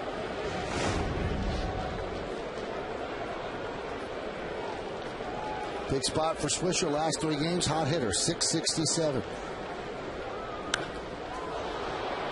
High fly ball, shallow right center. Markakis has a great arm. He makes the catch. Tagging is Cervelli. And the throw comes in up the third baseline, but Cervelli was just bluffing to draw the throw.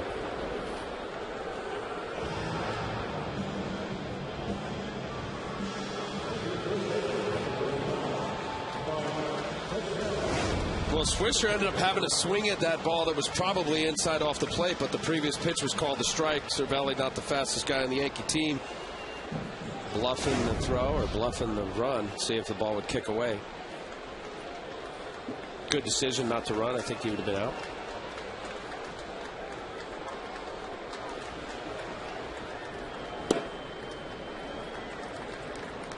Count 1-0 on Mark Teixeira. So Matt has done a nice job under a tough circumstance right here. And he's 1 out away from escaping relatively unscathed.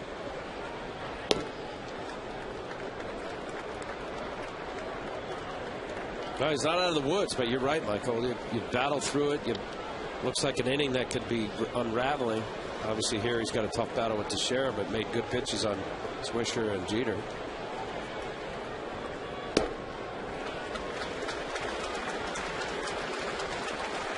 Same situation when the Orioles scored their run in the third. They score on the thrown away sack bunt. And then Burnett got out of further trouble. So Mattis is trying to do the same thing.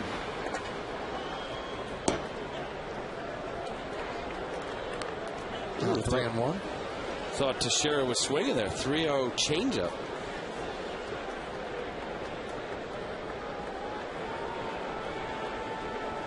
And the pitch.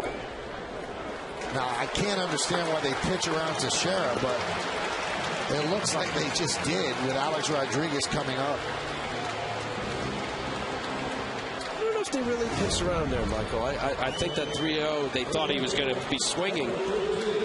But Alan, they're throwing a 3-0 change.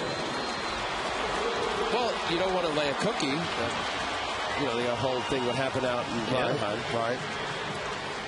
He was making good pitches. He got behind. As soon as you get behind, you know that you have an open base. Not that you're trying to create more problems for you to face Alex Rodriguez, but you don't want to make bad pitches.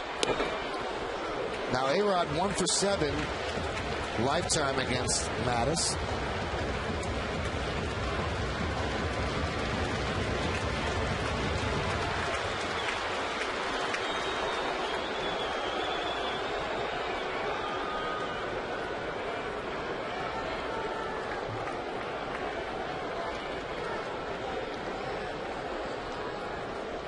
The 1-0.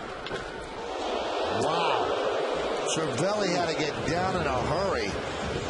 I think he lost some color in his face right there. He had a low bridge that was heading right toward him.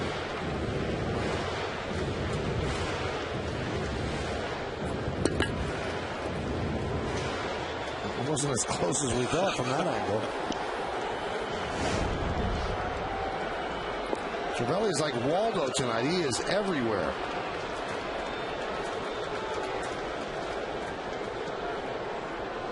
Jason Birkin warming for the Orioles.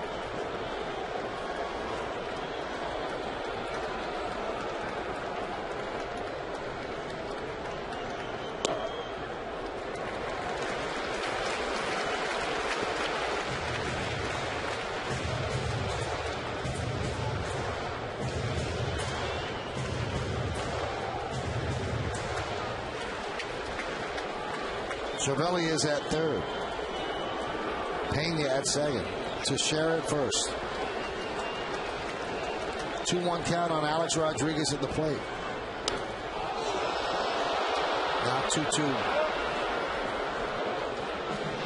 Kid's not giving in to Alex at 2-1 count. He threw the 3-0 changeup for a strike. Ended up walking Teixeira. This ball is a changeup, pulls the string on it. That's why Alex Rodriguez was way out in front of it. Committed, changeup, looks like off the end of the bat, pulling that ball foul way out in front of his front foot.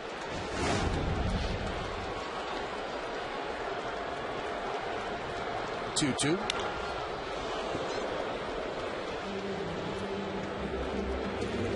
Just staying in the whole time, fighting it off. Alex is Fastballs in, and then the changeups. He's hook and foul. Let's see if he ends up wanting to go away here. Stayed in on Derek Jeter, Swisher. Now here in A-Rod's at bat, but coming inside.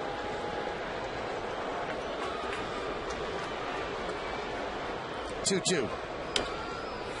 And again, Stravelli has to dance to get out of the way.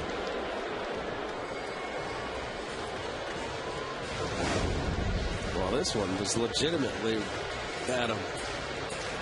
A little flinchy over there.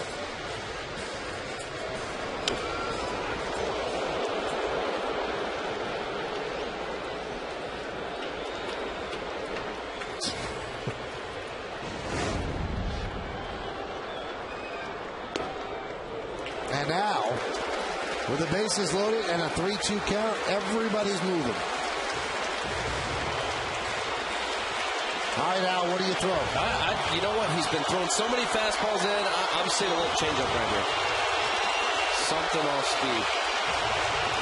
He's not going away. He's going to either stay with that fastball in or a changeup. 8th pitch of the at-bat. Crowd here at Yankee Stadium building a wall of sound.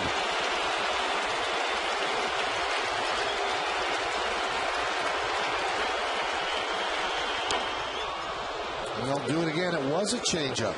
All right, so you back it up. You know, that was the pitch where you hope he puts it in play. Let's see his reaction there. He was. I would go inside. Come with a fastball in. This is a beautiful battle right here. 9th pitch in the bat.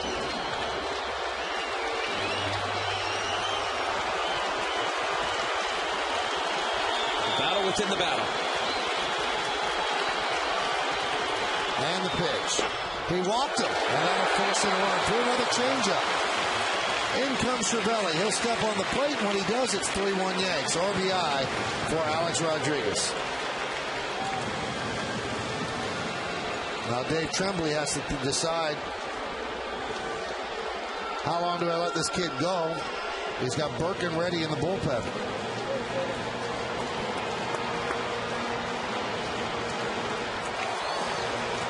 Rick Kranitz making sure he's ready. Want to remind everybody, this weekend, Yankees are back at Fenway, and yes is there. Oh, yes, we are. Complete coverage of Game 1 starts Friday at 6. Then Saturday and Sunday, turn back to Yes after the games for our interactive postgame show. Yankees Extra Innings. Email or tweet your thoughts and have your questions answered by the Yes team. It all starts Friday at 6, only on Yes.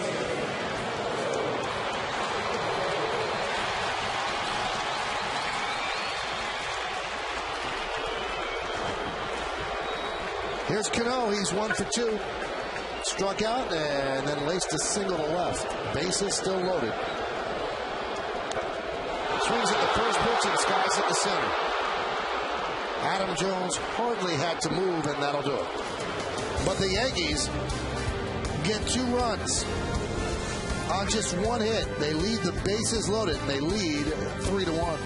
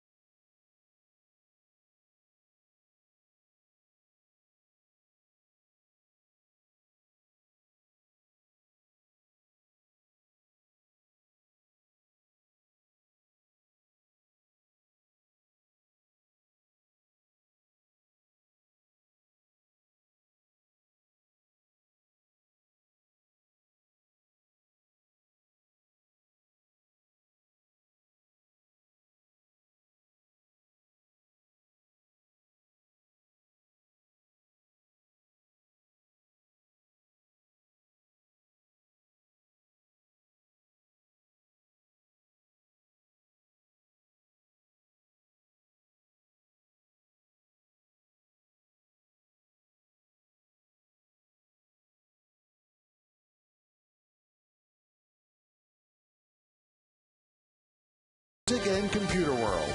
And by Toyota, the official hybrid vehicle of the New York Yankees. Well, the Yankees with 2 runs in the 5th inning take a 3-1 lead over the Orioles, and A.J. Burnett has been pitching well. And he will face Markakis, Wieters, and Tejada. Pitched a 1-2-3 5th inning. Markakis 0 for 2. Fly out to center and a strikeout. A lot of curves on the strikeout. That one he held on to a little long. And you can see what Cervelli did there. He pointed to his shoulder. Now, what is he saying there, Al? That he's flying open? Flying open, and you get that lateral horizontal movement as opposed to north-south, from top to bottom. Why does a pitcher fly open? Because you rush your front side. You don't stay pinched long enough with your front leg and allow your arm to get up. And the biggest thing about that is when you get side to side is that your arm will drop a little bit or your hand comes off to the side. The ball won't have the same consistent release point. And the other part of it is that you end up allowing a flat plane for the hitter to see, meaning he's going to go this way, if you could kind of visualize from third base across. I'm saying to keep this front side closed longer, allow his arm to get up top so you don't get rotational. Did he open up then on that one? He does. I think he does it pretty much all the time. I think it's part of his delivery. You got to be careful of getting too far close. I remember when he first got called up to the big leagues, he used to like do Louis Tion stuff down in Florida. He'd really turn. This could be a double play off the bat of Wieters. There's one, and there's 2. A 4-6-3 double play. The pitcher's best friend. You get 2 for 1. Nice little flip transfer from Cano to Jeter. Easy. Beautiful. There we go. 1 and 2. I said Jeter. Jeez, I'm so used to Jeter. Pena. Jeter the DH today. Pena gets the start at short. And that's going to bring up Miguel Tejada. Good pitch count for Burnett. Just 78 pitches here in the 6th inning.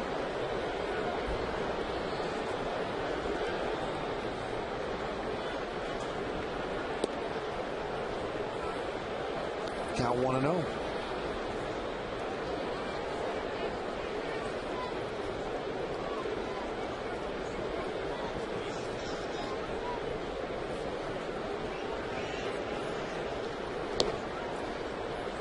Count 2-0. Burnett has always had stuff that's moved an awful lot. Never had the greatest command. Al mentioned when he was with Florida. Actually pitched a no-hitter with the Marlins and walked 9 batters. And he said he's actually not that proud of that no-hitter because of all the walks.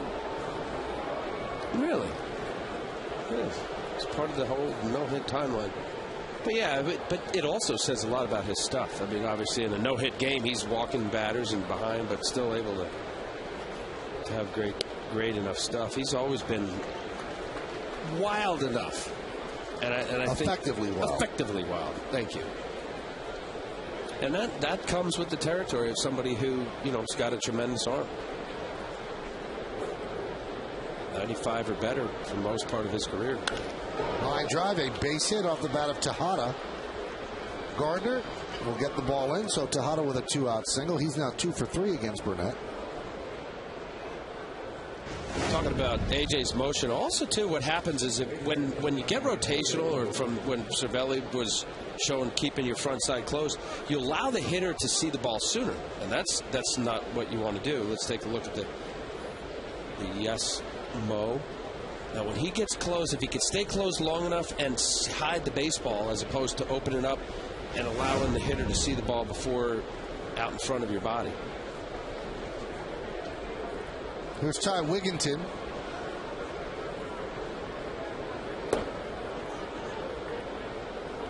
Now 1-0. And Cervelli wants to talk with A.J. Burnett. We told you earlier, A.J.'s 10-2 in 14 starts lifetime against the O's.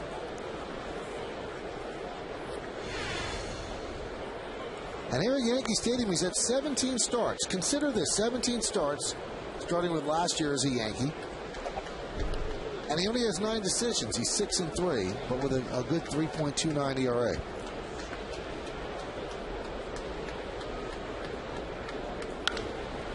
That's grounded to Alex Rodriguez. He's going to go the short way. Gets the force off Tejada, and that will do it. No runs, 2 hits, no errors, and 1 man left. Let's go to the bottom of the 6th. Yankees up 3-1.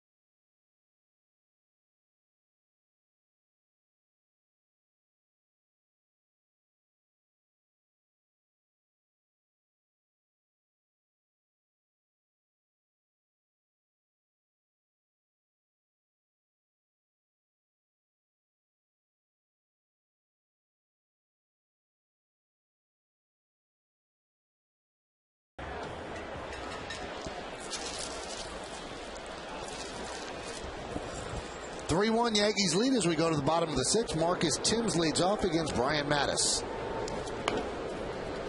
Grounded foul. Between innings, a little bit of a discussion in the dugout, Al, between A.J. Burnett and Dave Island. Well, I think Dave Island is just discussing with A.J. about getting lateral, side, see him like a little push, and then watch, he says, okay, now stay close, get on top, finish. Marcus Timms gets himself a base hit.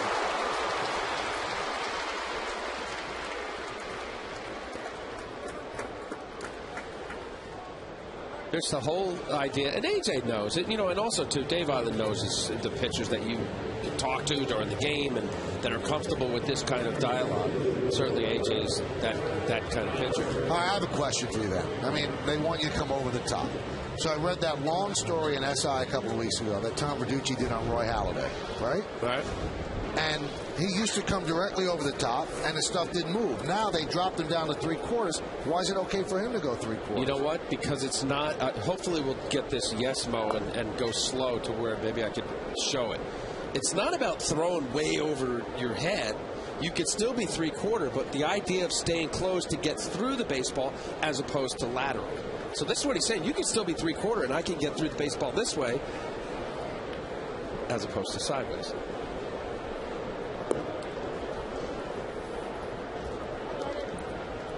So what you're saying then is the arm doesn't have to be over the head. It's got to be like this, but the hand just has to be straight up and down. Look, you don't throw a baseball this way. You're not going to come down like a cricket player. You could be 3/4, but what he's saying, instead of getting lateral this way, side to side, you could be 3/4 and get through the baseball this way. So you throw a baseball with your hand on top and not side to side. That's all he's saying. But the idea of with Halladay, yeah, I agree. You get less movement by being on top because your rotation is going to get through the baseball. It's going to be straight. You get a little more movement here, especially if you have a two-seamer. Don't get off to the side of the baseball and don't get rotational. That's all he's saying. But don't some pitchers throw like that from that angle? We want to throw out the front. Absolutely. But it's about the ability for a pitcher to be able to stay back long enough to get the arm on the backside to where this part of your body gets through the baseball, as opposed to flat. And then also, too, flat is a straight trajectory of the ball, too. The hitters love that. They see the whole baseball. You want the trajectory down, so they're only seeing the top half of the baseball. And it's milliseconds. It's not, the difference between being on top of the baseball is hundredths of a second. Gardner pops one up to shallow center. Adam Jones is there. One out.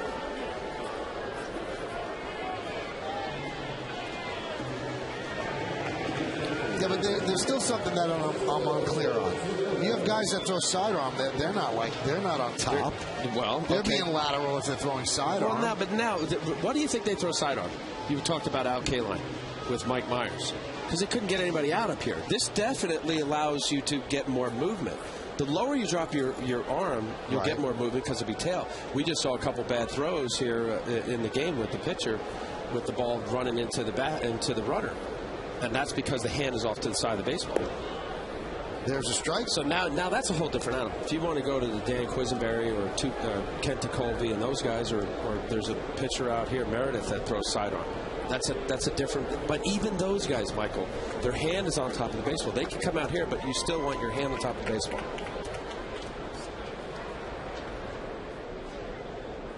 The 0-1 and a bunt by Cervelli.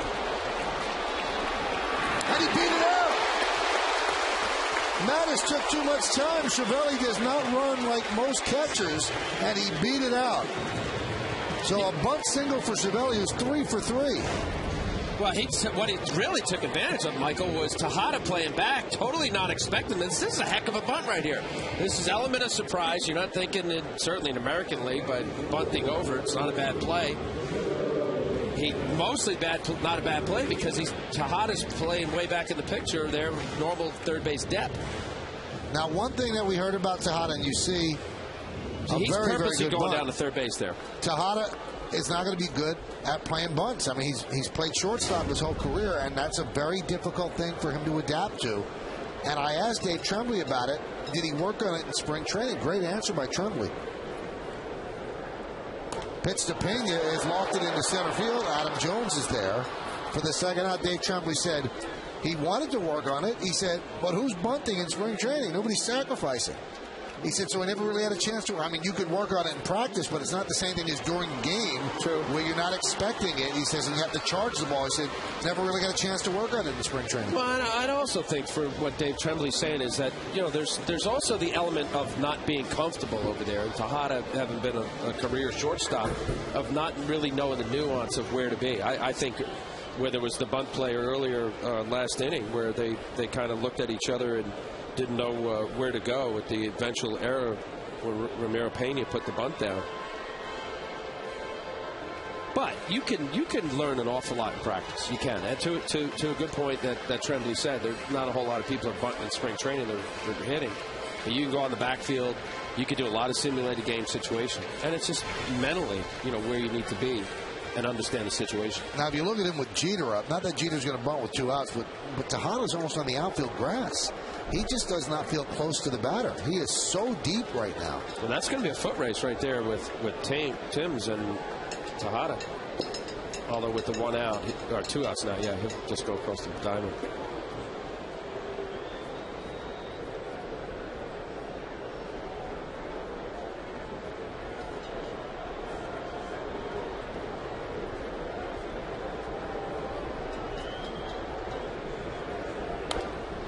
Fights it off and fouls it off. Have you joined us late? Yankees made a roster move. Greg Golson, another outfielder called up from AAA Scranton Wilkes-Barre. And there's Greg. And he was actually in Norfolk this morning when he got the call, and the Yankees sent Mark Melancon back down. They called Melancon up before they called up the other outfielder because their bullpen was exhausted. And there's Golson's resume. 21st overall pick by the Phillies in 04. Made his major league debut in 08. And the Yankees got him from the Rangers in January of this year. So 85, he's 25 years old. And he can run. He's 24 right now. He's going to be 25 in September. He was batting .253 at AAA. 2 homers and 7 ribbies in 21 games. Broken bat, slow ground ball. Historis comes up firing and gets Jeter for the final out. No runs, 2 hits, no errors, and 2 men left. Yankees 3, Orioles 1 as we go to the 7th.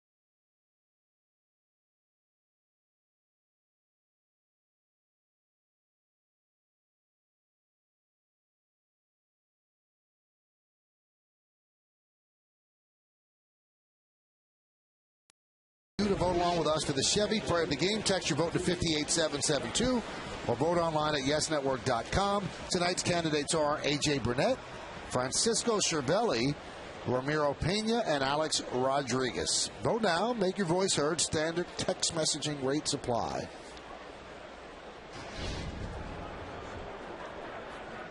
$43,260 here at the stadium on a Tuesday night. Luke Scott leads off against A.J. Burnett.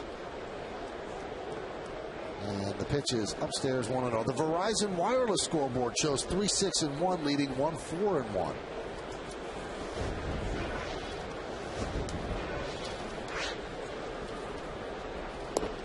Strike.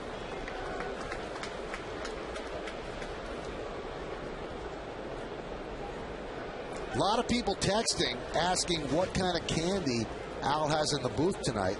And we have a new addition up here because Al needs candy every single day. All right, now we saw the Twizzlers during your pitching performance. Here's the Twizzlers. And this is the new one that Al brought in today, Good and Plenty. You don't like that. That's why I don't like that. And then Mike and Ike's, which are outstanding. You kind of turned me on to these the other day. These are good. Kim likes these as well. You've been wearing those out. You know that was named after me? Me and my cousin Ike. Fouled away. So when you wonder where Al gets the energy, the sugar from this candy, I think, plays a large role in it.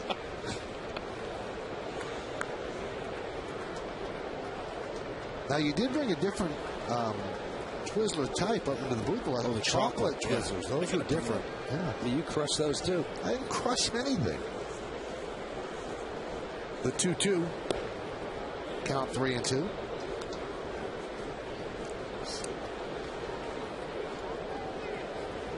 There's Matt Albers.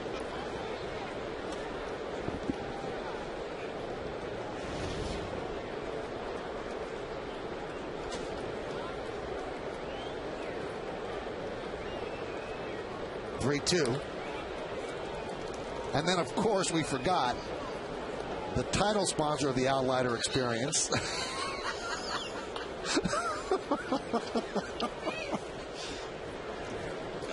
Oh, it's so much fun working with you. Well, Paul O'Neill's eating salad and lettuce, right? Paul eats all the good stuff. You're the anti-O'Neill. Oh, gosh. David Flaherty brings like a bowl of tomatoes and high fly ball, deep left center. Marcus Timms backpedaling for the first out. Let's go to our Yes Network studios, where I'm sure Bob Lorenz has much healthier food. Rob?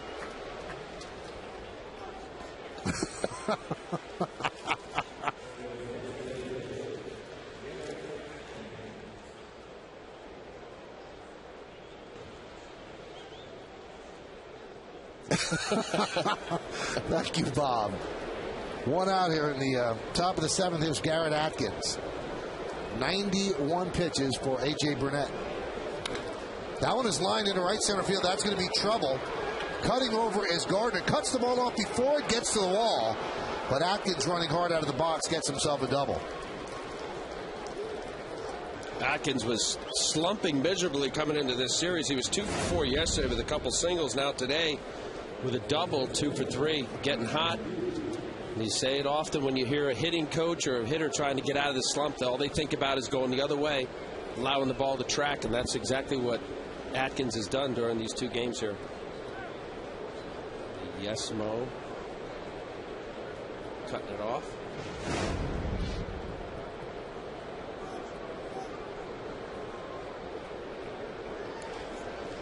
Still a tight game, 3-1. And here's Ryan Hughes.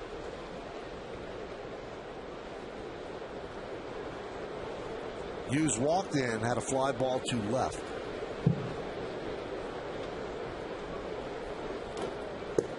Foul back.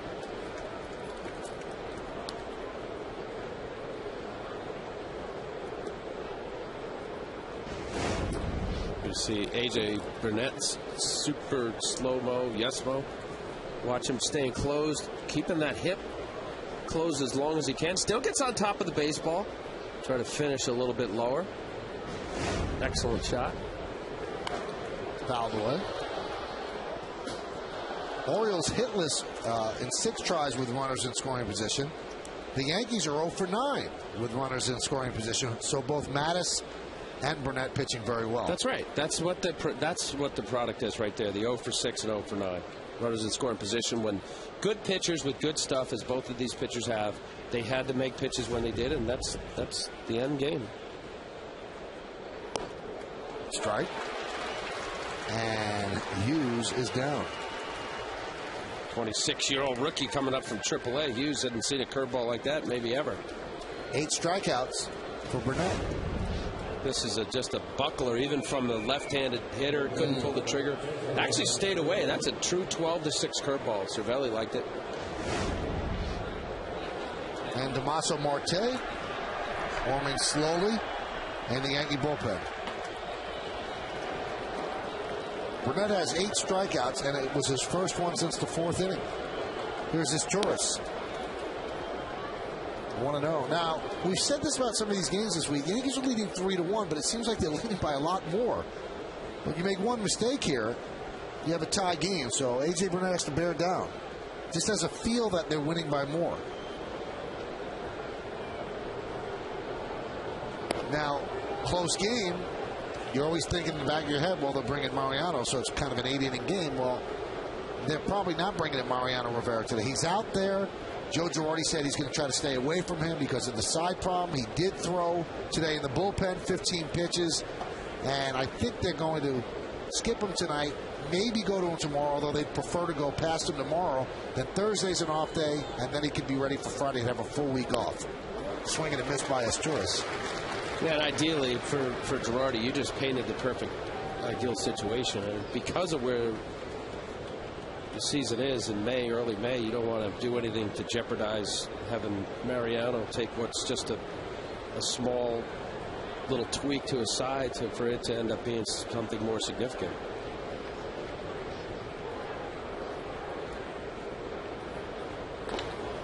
Grounded to first. Teixeira flips to Burnett, and that is going to do it. Strong 7 inning for A.J. Burnett. No runs a hit, no errors, and 1 man left on base at the end of 6.5 innings of play. It's time for the 7th inning stretch here at Yankee Stadium, but we'll stay right here on Yes as we honor America in the Bronx. And offer a moment of silent prayer as we remember the servicemen and women who are serving our country at home and around the globe. Thank you. Now please join the late, great Kate Smith, her rendition of God Bless America.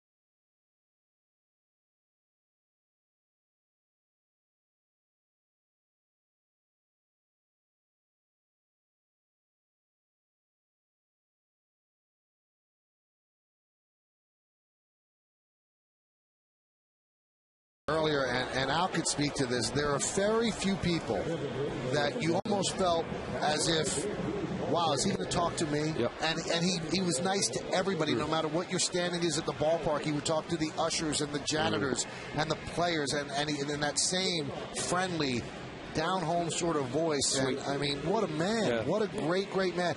I mean, to achieve that in life, to have so many people love you, not so much for what you did, which is what got him into that spot, for the person that you are and how generous you are with your time and how lovely you are when you speak to people. That's why Ernie Harwell is going to be missed most of all. I mean, his broadcasting was exemplary, but as a man, even better than that. Bottom of the 7th inning, a new pitcher is Matt Albers, as the Yankees try to build on the 3-1 lead they have on the Verizon wireless scoreboard.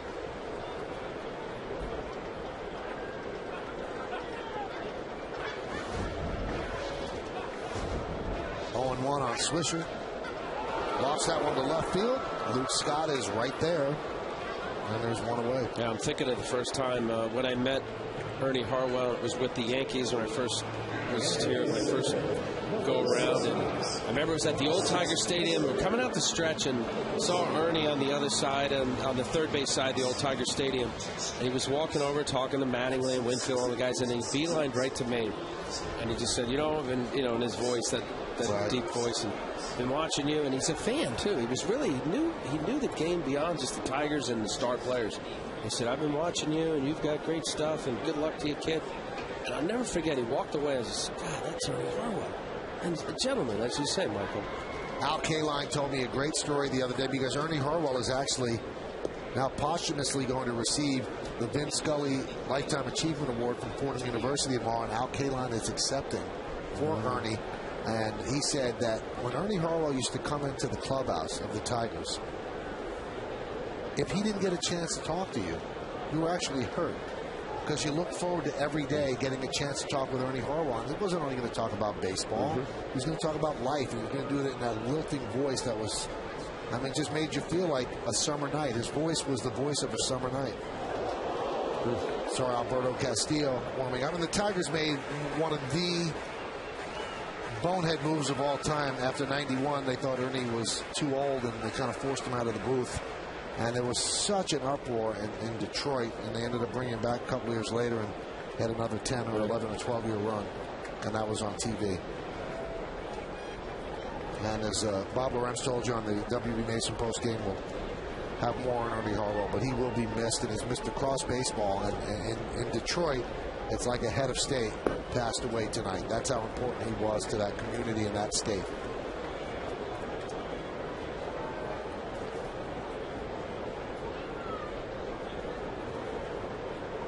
Count 2-2 on Teixeira, who's 0 for 2 with a walk. They have the shift on. 3 infielders on the right side, the 2-2. Check swing. Now, Brian Mattis, who pitched well, probably doesn't feel very comfortable, because the Oriole bullpen, in relief of Mattis this year, sporting a somewhat Zoftic 6.91 ERA. So they have not really picked up their young pitcher. Well, and anytime you want your guys to do well, but in that 6.9 ERA, he was on the hook for 2 wins, opportunities for wins, and the bullpen blew it for him. As in most teams, and certainly when you have a lower payroll team as the Orioles and rebuilding, whatever you want to call this organization, where they are in flux. And McPhail, the new president of baseball operations, I think has done a nice job trying to groom their own talent, big on grooming their own pitchers. Certainly Brian Mattis is one. He made a nice trade with getting Adam Jones and Chris Tillman, mentions in AAA. And Andy McPhail, very well respected in the game, grew up around Yankee Stadium, because his dad, Lee McPhail, was the general manager of the Yankees till '73, and then became American League president. So Andy certainly has been around the game forever. His dad, a legendary figure in the game, and then Andy built the Twins championship teams, and then went to Chicago with the Cubs and got them as close to a World Series as you could get, built them back up, and now he's taking the job here with Baltimore, and he has free reign, according to what we hear. And Peter Angelos, the owner, is allowing him to do what he's going to do. High pop-up. shallow right center. Adam Jones makes the play. Come out to Yankee Stadium to see the 27-time world champion New York Yankees in action. Full season and partial season ticket plans in great locations are now available. Many plans also include postseason ticket options and great seats at games versus the Red Sox, the Mets, and the Phillies. Plus Old Timers Day. For more information, just visit Yankees.com or call 718-293-6000, or you can email us at seasontickets@yankees.com. 2 outs. Here's Alex Rodriguez. 1-0.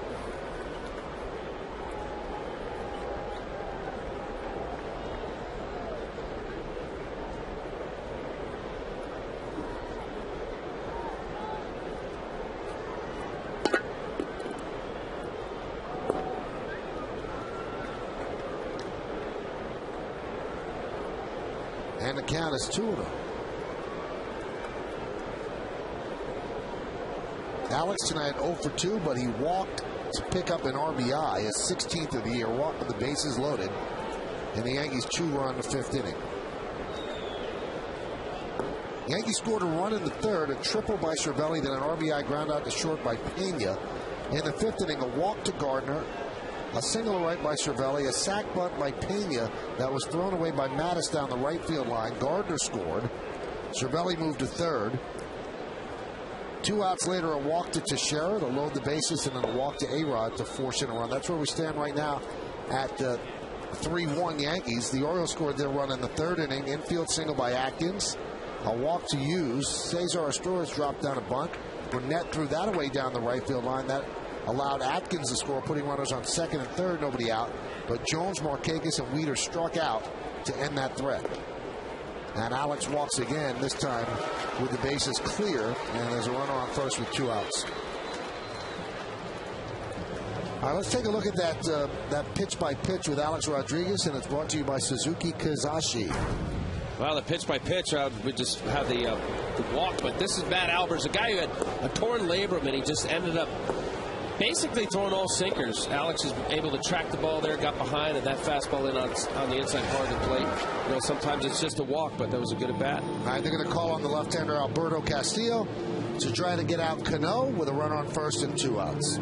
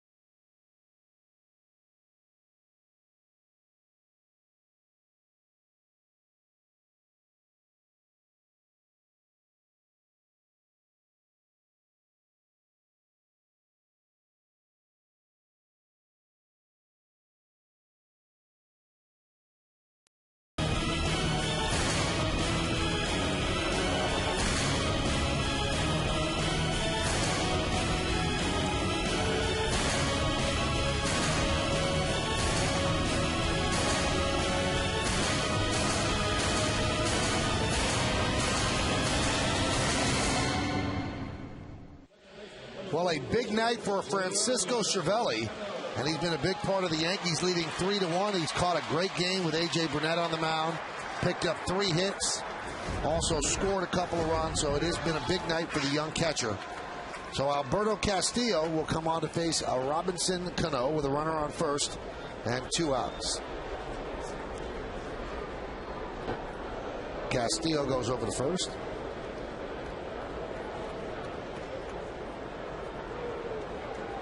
Alberto Castillo is their lefty specialist. He's got 11 at-bats against lefties this year. Two have been home runs in those 11 at-bats. Career 263 against left-handers. Well, Dave Tremblay makes the call to the bullpen, brought to you by AT&T. Rethink possible. Those are Castillo's numbers, 1-0, 3.86, 4 hits and 4 2/3, with 6 strikeouts. Cano against Castillo, 1 for 5, the one a home run.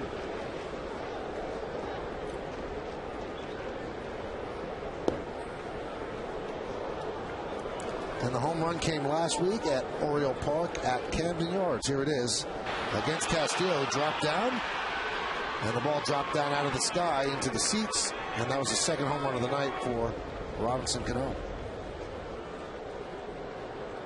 Cano with 9 home runs.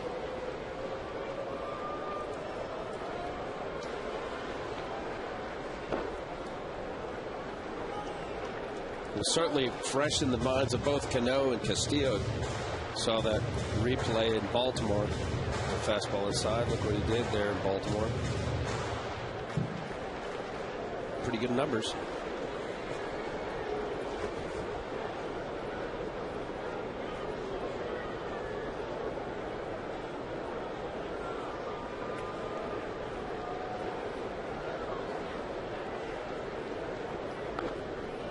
Soft ground ball and through for a base hit.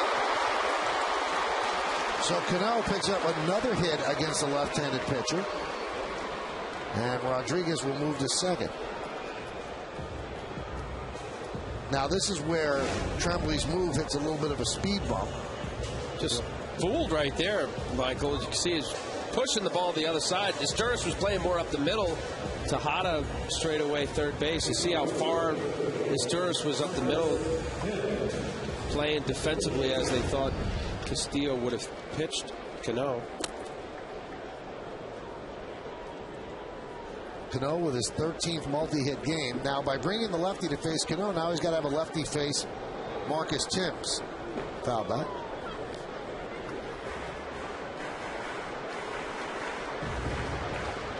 Yankees lead 3-1. We're at the bottom of the 7th inning here at Yankee Stadium in the Bronx. Along with Al Leiter, I'm Michael Kay. Kimberly Jones also part of the group. And we thank you for spending part of your Tuesday evening with us. The 0-1. Count 1-1. And remember, tomorrow's game is in the afternoon. So make sure to set your DVR 12:30 or just call it sick to work. 12:30 is a pregame show. 1:07 is the first pitch.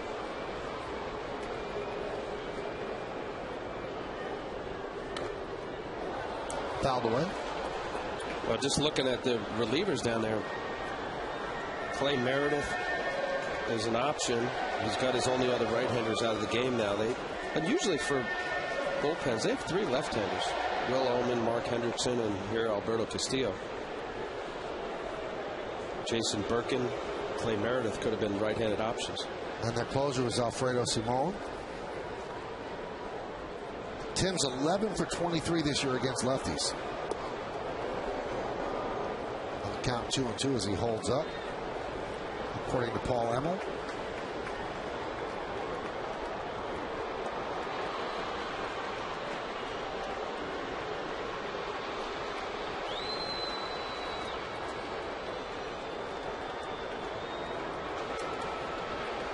The 2-2. Fouled straight back here.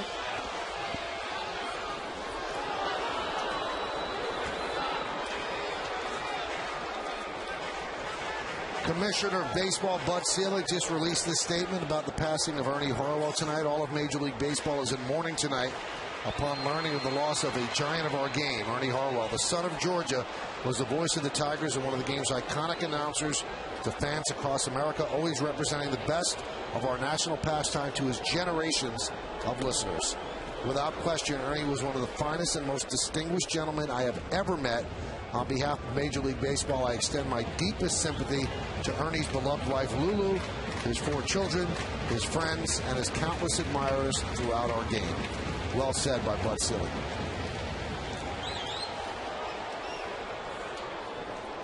Brett Gardner is on deck. Runners will go. 3-2, 2 outs. Swing and a miss. Got him on the off-speed pitch. No runs ahead, no errors, and 2 men left on base. Let's take this baby to the 8th. It's 3-1 Yanks.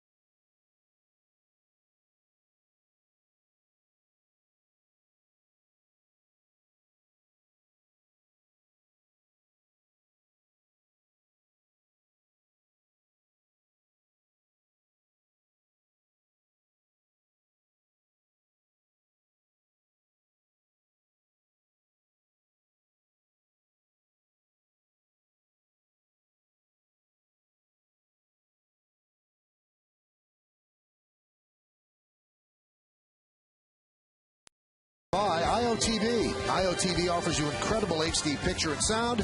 HD is free with IOTV. And by Avis, the official rental car company of the New York Yankees. Defensive changes for the Yankees. They bring in Greg Golson, who was just called up today, and he's playing center. And Gardner moves from center to left as Marcus Timms is out of the game. A.J. Burnett deals low, 1-0. So yesterday, Sabathia gives him 8 innings. And now they're trying to get 8 innings out of A.J. Burnett.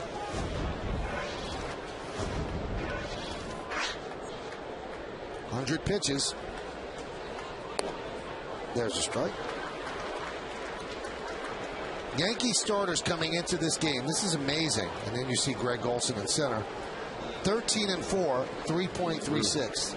Now consider that A.J. Burnett's 1-3. So they're 12-1. If you and not A.J. Burnett, Javi Vasquez. Line drive caught by Pena. So Vasquez's ERA is part of that 3.36. Right. If you take out Vasquez's ERA, which is over 9, then the other 4 Yankee starters are sporting a combined 2.15 ERA. That's how you win games. You betcha. That's how you stay away from slumps and losing streaks. Phil Hughes had a great ball game, and CC's just been CC. Andy Pettit is pitching like he's 25. And those are the numbers coming into tonight.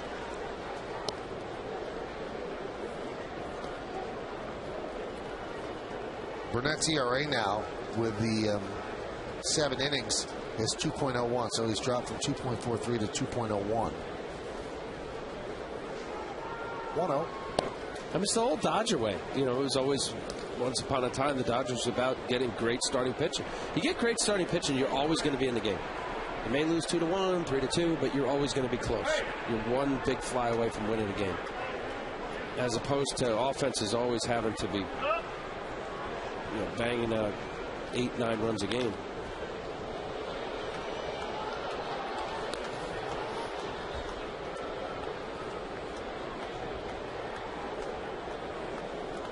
Dancing out there. Karaoke. So they sat down Marte. Now it looks like Alfredo Aceves. And Jabba was doing a little stretching and dancing.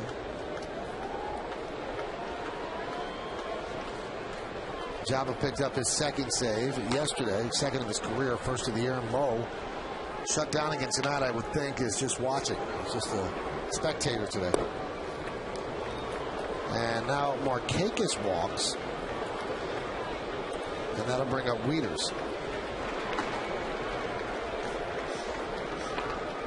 And that's who they're going to bring in to turn Wieters around to the right side.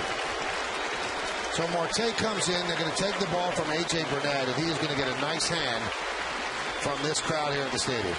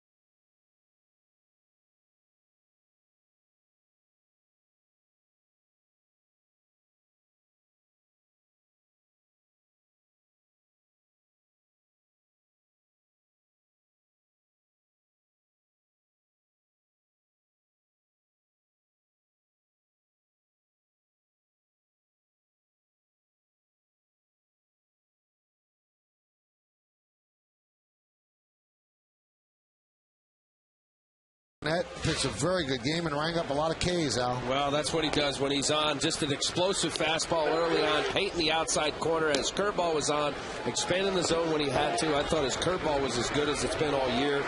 Great little stop. Big key strikeout in moments and when the game was close at the 1-1 score. He was very impressive all the way around. So now he will watch from the bench. 7 1/3 innings. The runner at first is responsibility. Did not allow an earned run. Just 2 walks and 8 strikeouts. So the count 1-0 on Matt Wieters. And there's a strike. Burnett was looking to complete 8 innings in back-to-back starts for the first time since September of 2007. And he was with the Blue Jays then.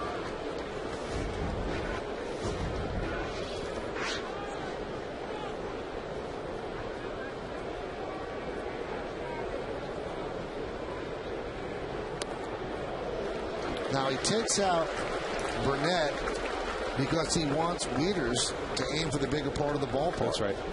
Wieters a switch hitter. You don't want him aiming for right field. Well, he's got opposite field power. We saw last night against CC.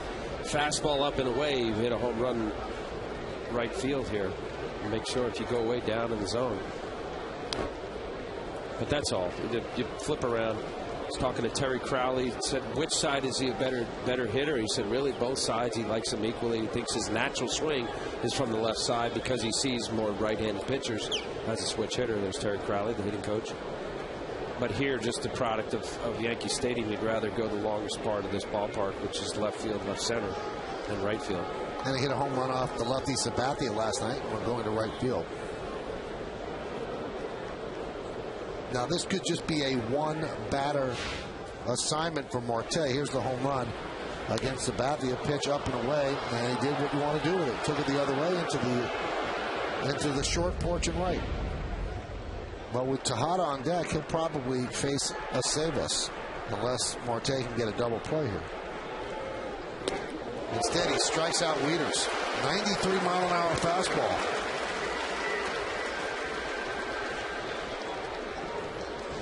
Marte, and that is it. Marte with a great fastball here, puts his foot down, expanding the zone, swing at a ball.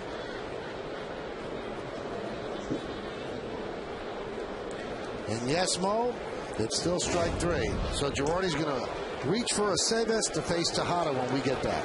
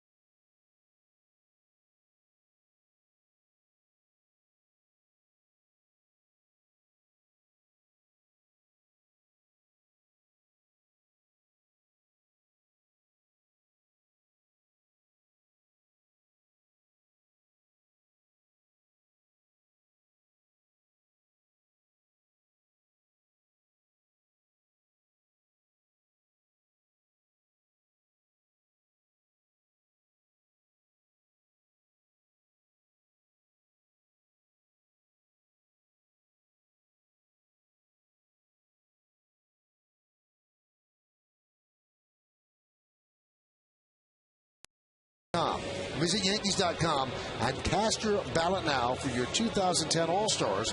Vote early and vote often. That's what they say used to be like in Chicago. Vote today at Yankees.com.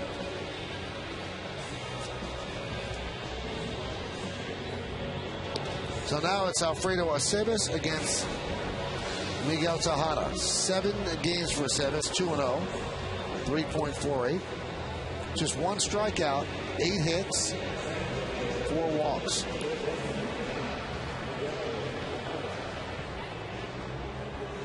So Burnett started, got Adam Jones to line out this inning. Then he walked Nick Markakis. They bring in Marte. Marte strikes out Matt Wieters, and now Aceves.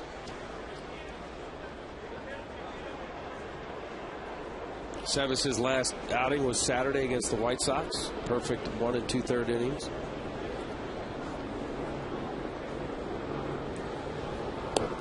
And a strike.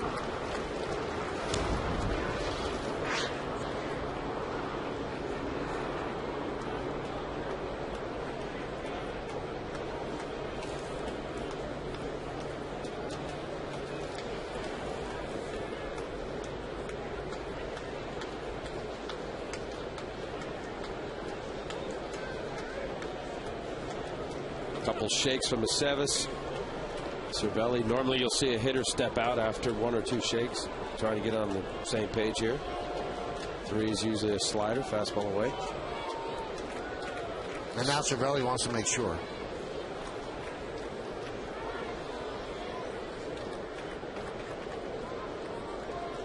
Tomorrow, afternoon game, 12:30 pregame, 1 o'clock, 1:07 first pitch, and tomorrow's starting pitch is brought to you by Fios TV, internet and phone.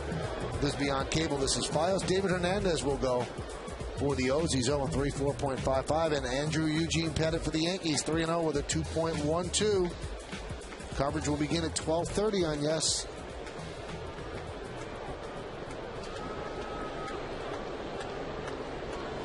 The 0-1. Missed outside.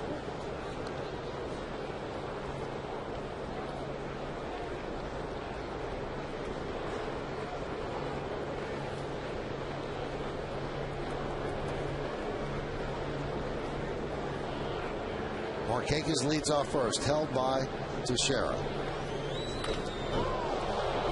Deep drive, right center, Golson back on the track, and he makes the play in front of the wall for the final out of the inning. So AJ has a little bit of a grin Burnett a big sigh of relief. Almost his whole night of work would have been gone if that ball was gone. Yankees are leading 3-1.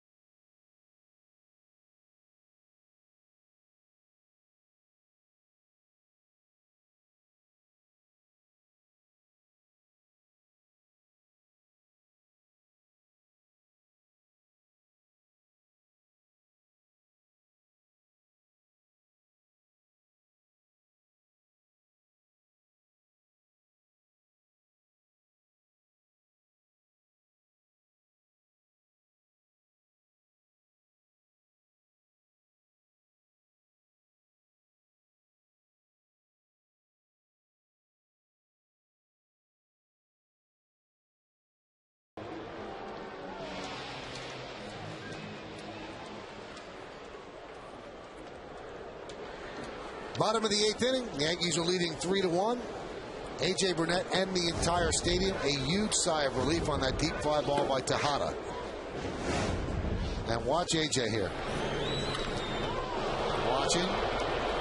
Open. Golson makes the catch.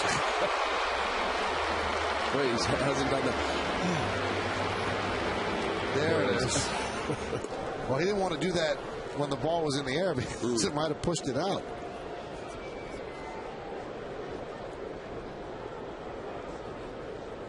Now, you've told me that when relief pitchers blow your wins, you don't get upset. You're upset. You're not upset at them. You're just upset that, it didn't work out. You're not upset with them. No. Guy comes in, blows the save. You're not mad at him. Nope. I always looked at it this way. Yeah, are you disappointed? Of course. You want everybody to be dominant. You want your offense to score 20 runs, and you want everybody on your staff to have 0 ERA. But I always thought if I didn't finish my game, it was my game. That's why, pitch counts to a point. Like, I wanted to be in the game.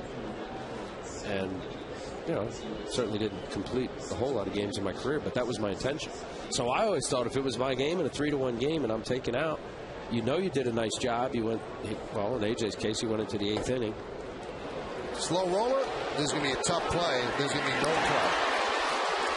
Infield single for Gardner.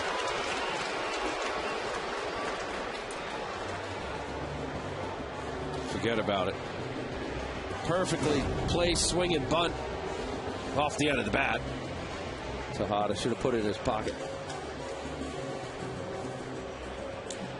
And Dave Tremblay is going to take the ball from Alberto Castillo, and he's going to call on another right-hander. Nice bare hand by Tejada. Gets a good grip, but as Al said, should have put that baby in his pocket. So Tremblay will go to his bullpen as Cervelli's coming up to the plate. Yankees lead 3-1.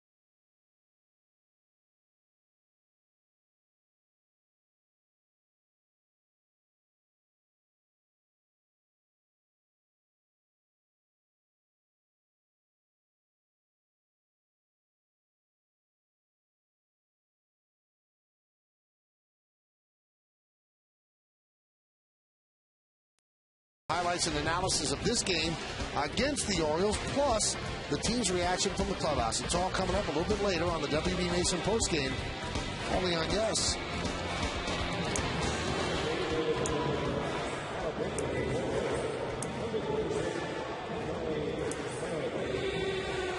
Well, here's Francisco Cervelli. He's had quite a night. 3 for 3. 2 runs scored. And he's going to face Clay Meredith, who comes by way of third base, right-hander. This will be his 12th game. Now with a 3-1 lead, Brett Gardner's probably going. Now the 3 hits for Cervelli, career high for him. Tying his career high.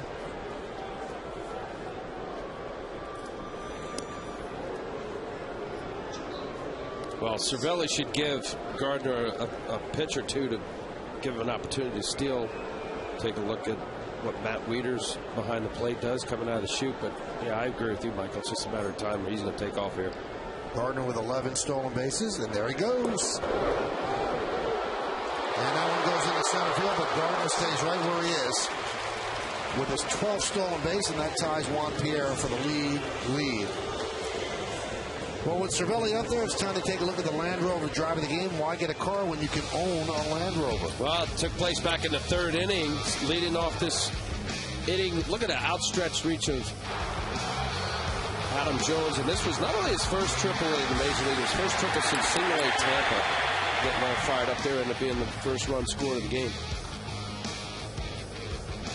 Now, will they have Cervelli bunt here to get Gardner over to third? They throw through. Gardner just got back. Strong throw by Wieters. Gardner will definitely think twice about a huge secondary league. That's not how you bunt. You try to catch the ball with the baseball. Now watch what he stabbed at it. Not the easiest thing to do, especially with a super sinker. Ooh, wow. Barely got him. See if he touches him, he's out. I think he might have been. Oh, I don't know if he touched him.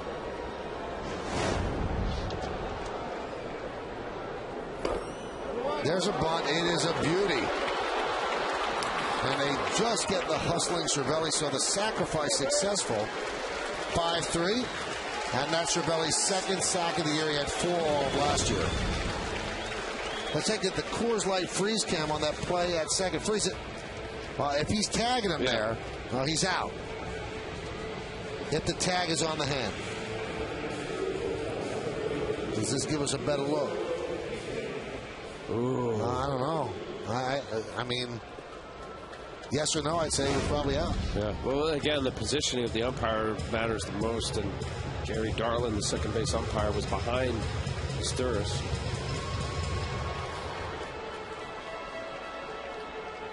All right, so here is Ramiro Pena. He drove in a run with a ground ball in the 3rd. This time that's not going to happen because the infield is in unless the ground ball gets through.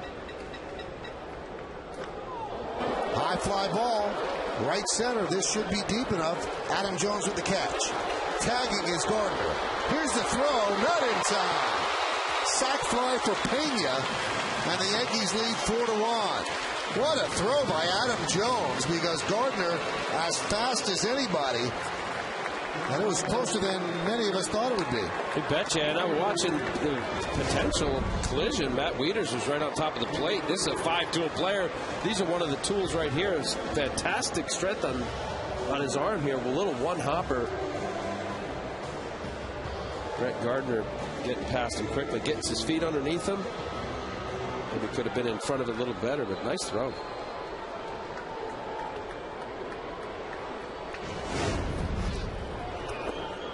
Jeter looks to bunt. He never wanted to slide because he knew where the ball was. But then he does run into the captain.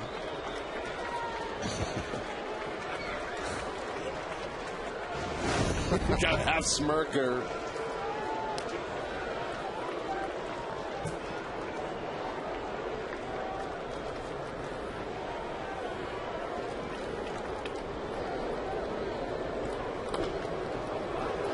chop, and Meredith off the mound, fires, and that'll do it. But the Yankees get an insurance run, 1 run or 1 hit. They play some small ball. Infield single, stolen base, sack, bunt, and a sack fly. Will it be Java to close it out? He did it yesterday. He's going to have to try to do it tonight.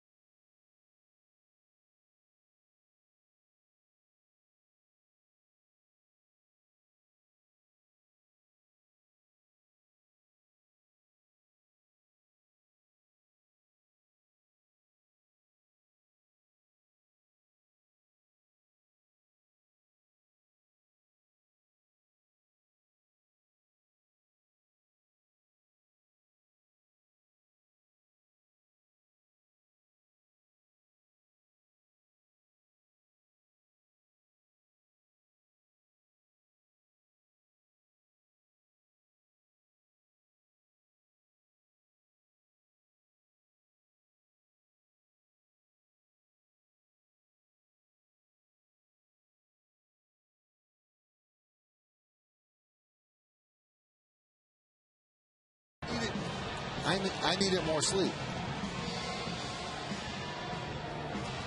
Well, with Mariano Rivera unavailable again tonight, they decided to not push it. He did throw in the bullpen this afternoon, 15 pitches, but best to keep him shut down for today, maybe tomorrow.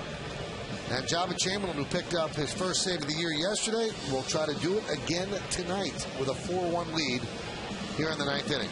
This will be his 13th game, 11 strikeouts and 11 1/3, 10 hits, 4 walks. And he'll face Wigginton, Luke Scott, and Garrett Atkins. How about this for production at the bottom of the order, Al? The bottom third of the Yankee order, 4 for 8 with 2 ribbies, 4 runs scored, and 2 sacrifice bunts. Well, you get the production from all over the place, but anytime you get the bottom of your order to have that kind of production, you know it's going to be a good night. And the balance. The middle of the order yesterday was potent.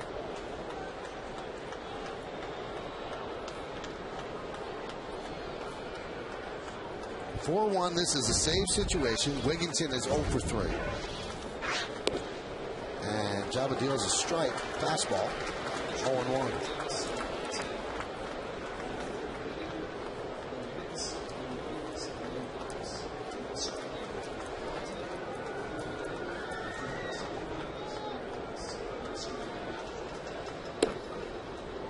Count 1-1.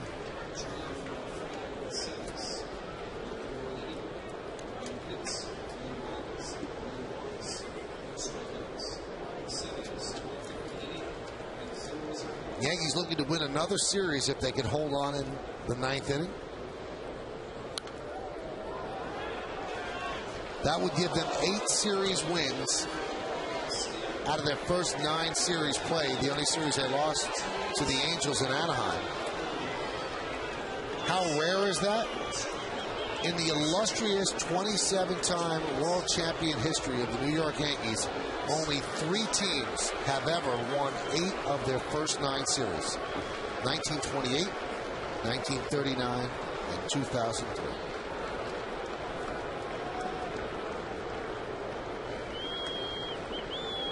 One-two. Fouled off. And those numbers you gave last inning, Michael, on the starting rotation, that's the reason why. As good as any offense is, you get your starting rotation going as deep as A.J. did tonight, CeCe last night. Phil Hughes was excellent. Andy Pettit. You're going to win a lot of series with your starting rotation, the bulk of it. Now, granted, Javier Vasquez is a situation that they're going to try to fix. You're going to win a lot of series. 1-2. Goes with that slider. 2-2.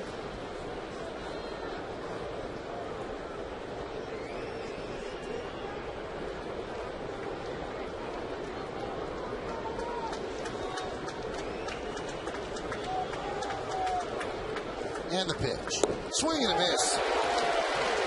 Tight, hard slider by Java Chamberlain. 1 away. Well, back-to-back sliders, and as Michael said, this is just looks like a fastball. The spin, you can't see the dot as a hitter, and just breaks down and away. That is a nasty pitch. Ball just going away. Cervelli, see him pull it off the plate. A little emergency hack by Ty Wigginton. There's Luke Scott.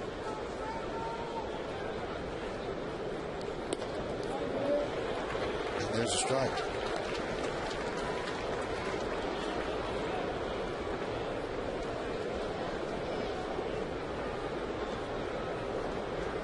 Second save situation in a row where Mariano just watches.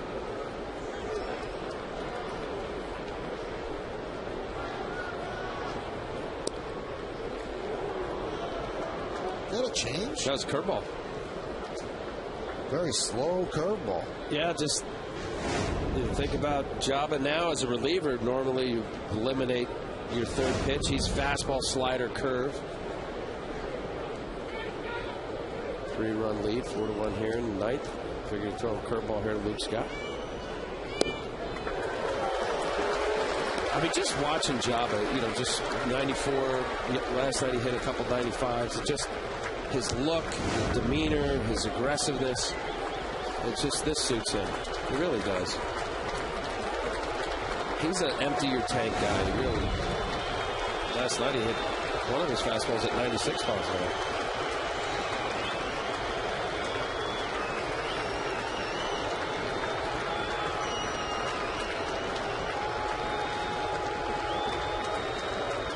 Two. Just missed. Java spun around. Thought he had a call third strike. Let's see.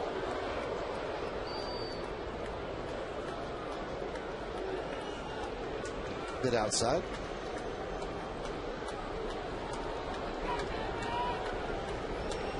Pirouette by Java. To no avail. 2-2. Line down the right field line. Luke Scott 0 for 3 today, 2 for his last 20.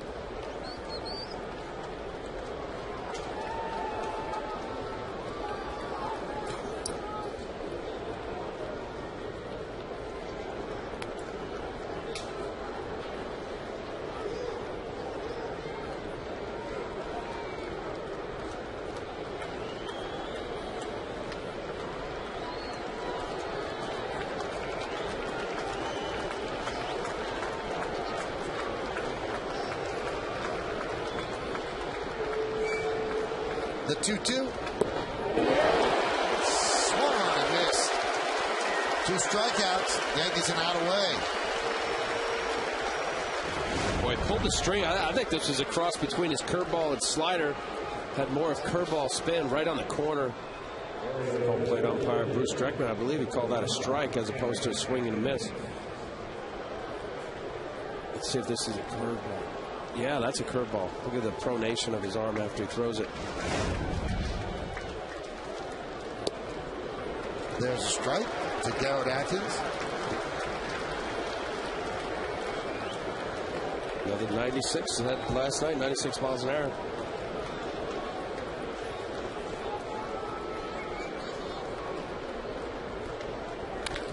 Ground ball up the middle, and the Orioles are still alive. Night for Garrett Atkins, struggling in a big way coming into this series. 3 for 4 tonight. Last night, 2 for 4.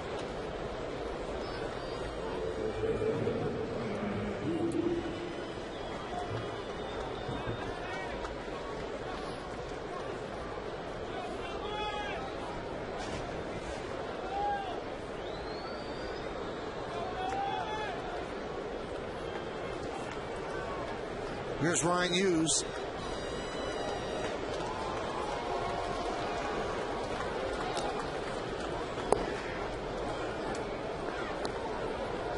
Count 1-0.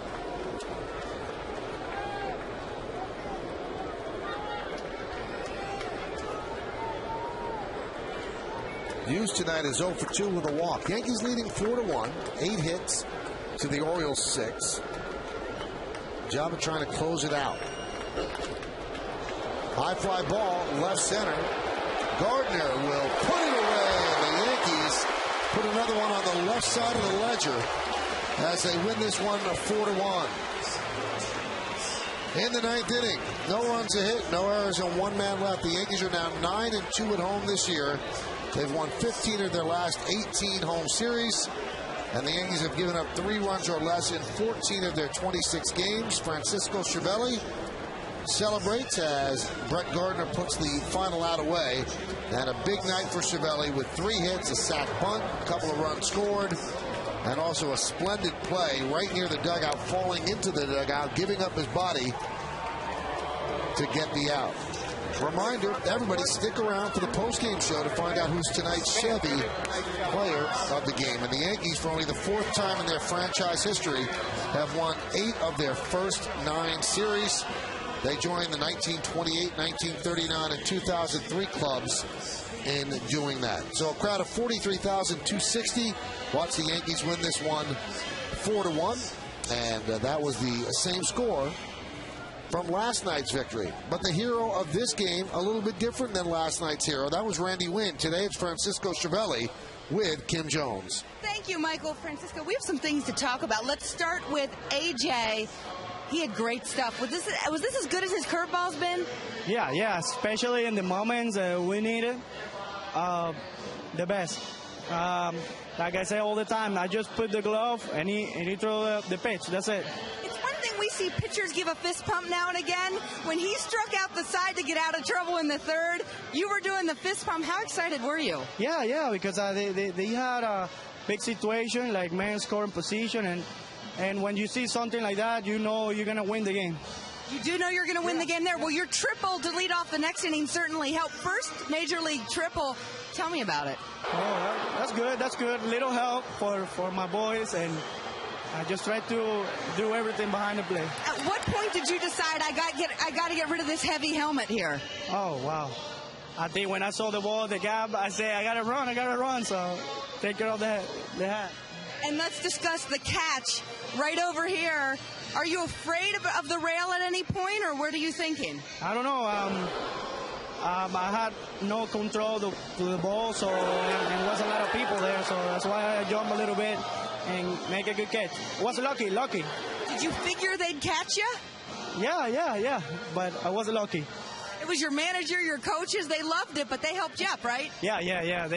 It's like they got to take care of me, so, Jorge's a little, but they got to take care of me. Yeah, they can't risk you getting injured. Great night tonight. You're going to enjoy this, aren't you? Yeah, every time. All right, we'll see you tomorrow. Thank you. Thank you, Francisco. Michael. That's Francisco, and thank you, Kimberly. So a happy kid. 2nd year with the Yankees. 1st year he gets a World Series ring. And this time now he is filling in for Jorge Posada, whose calf is barking just a bit. When we come back, we'll give out the awards, and then it's time for the postgame show with Bob Lorenz and Kimberly Jones. Keep it here.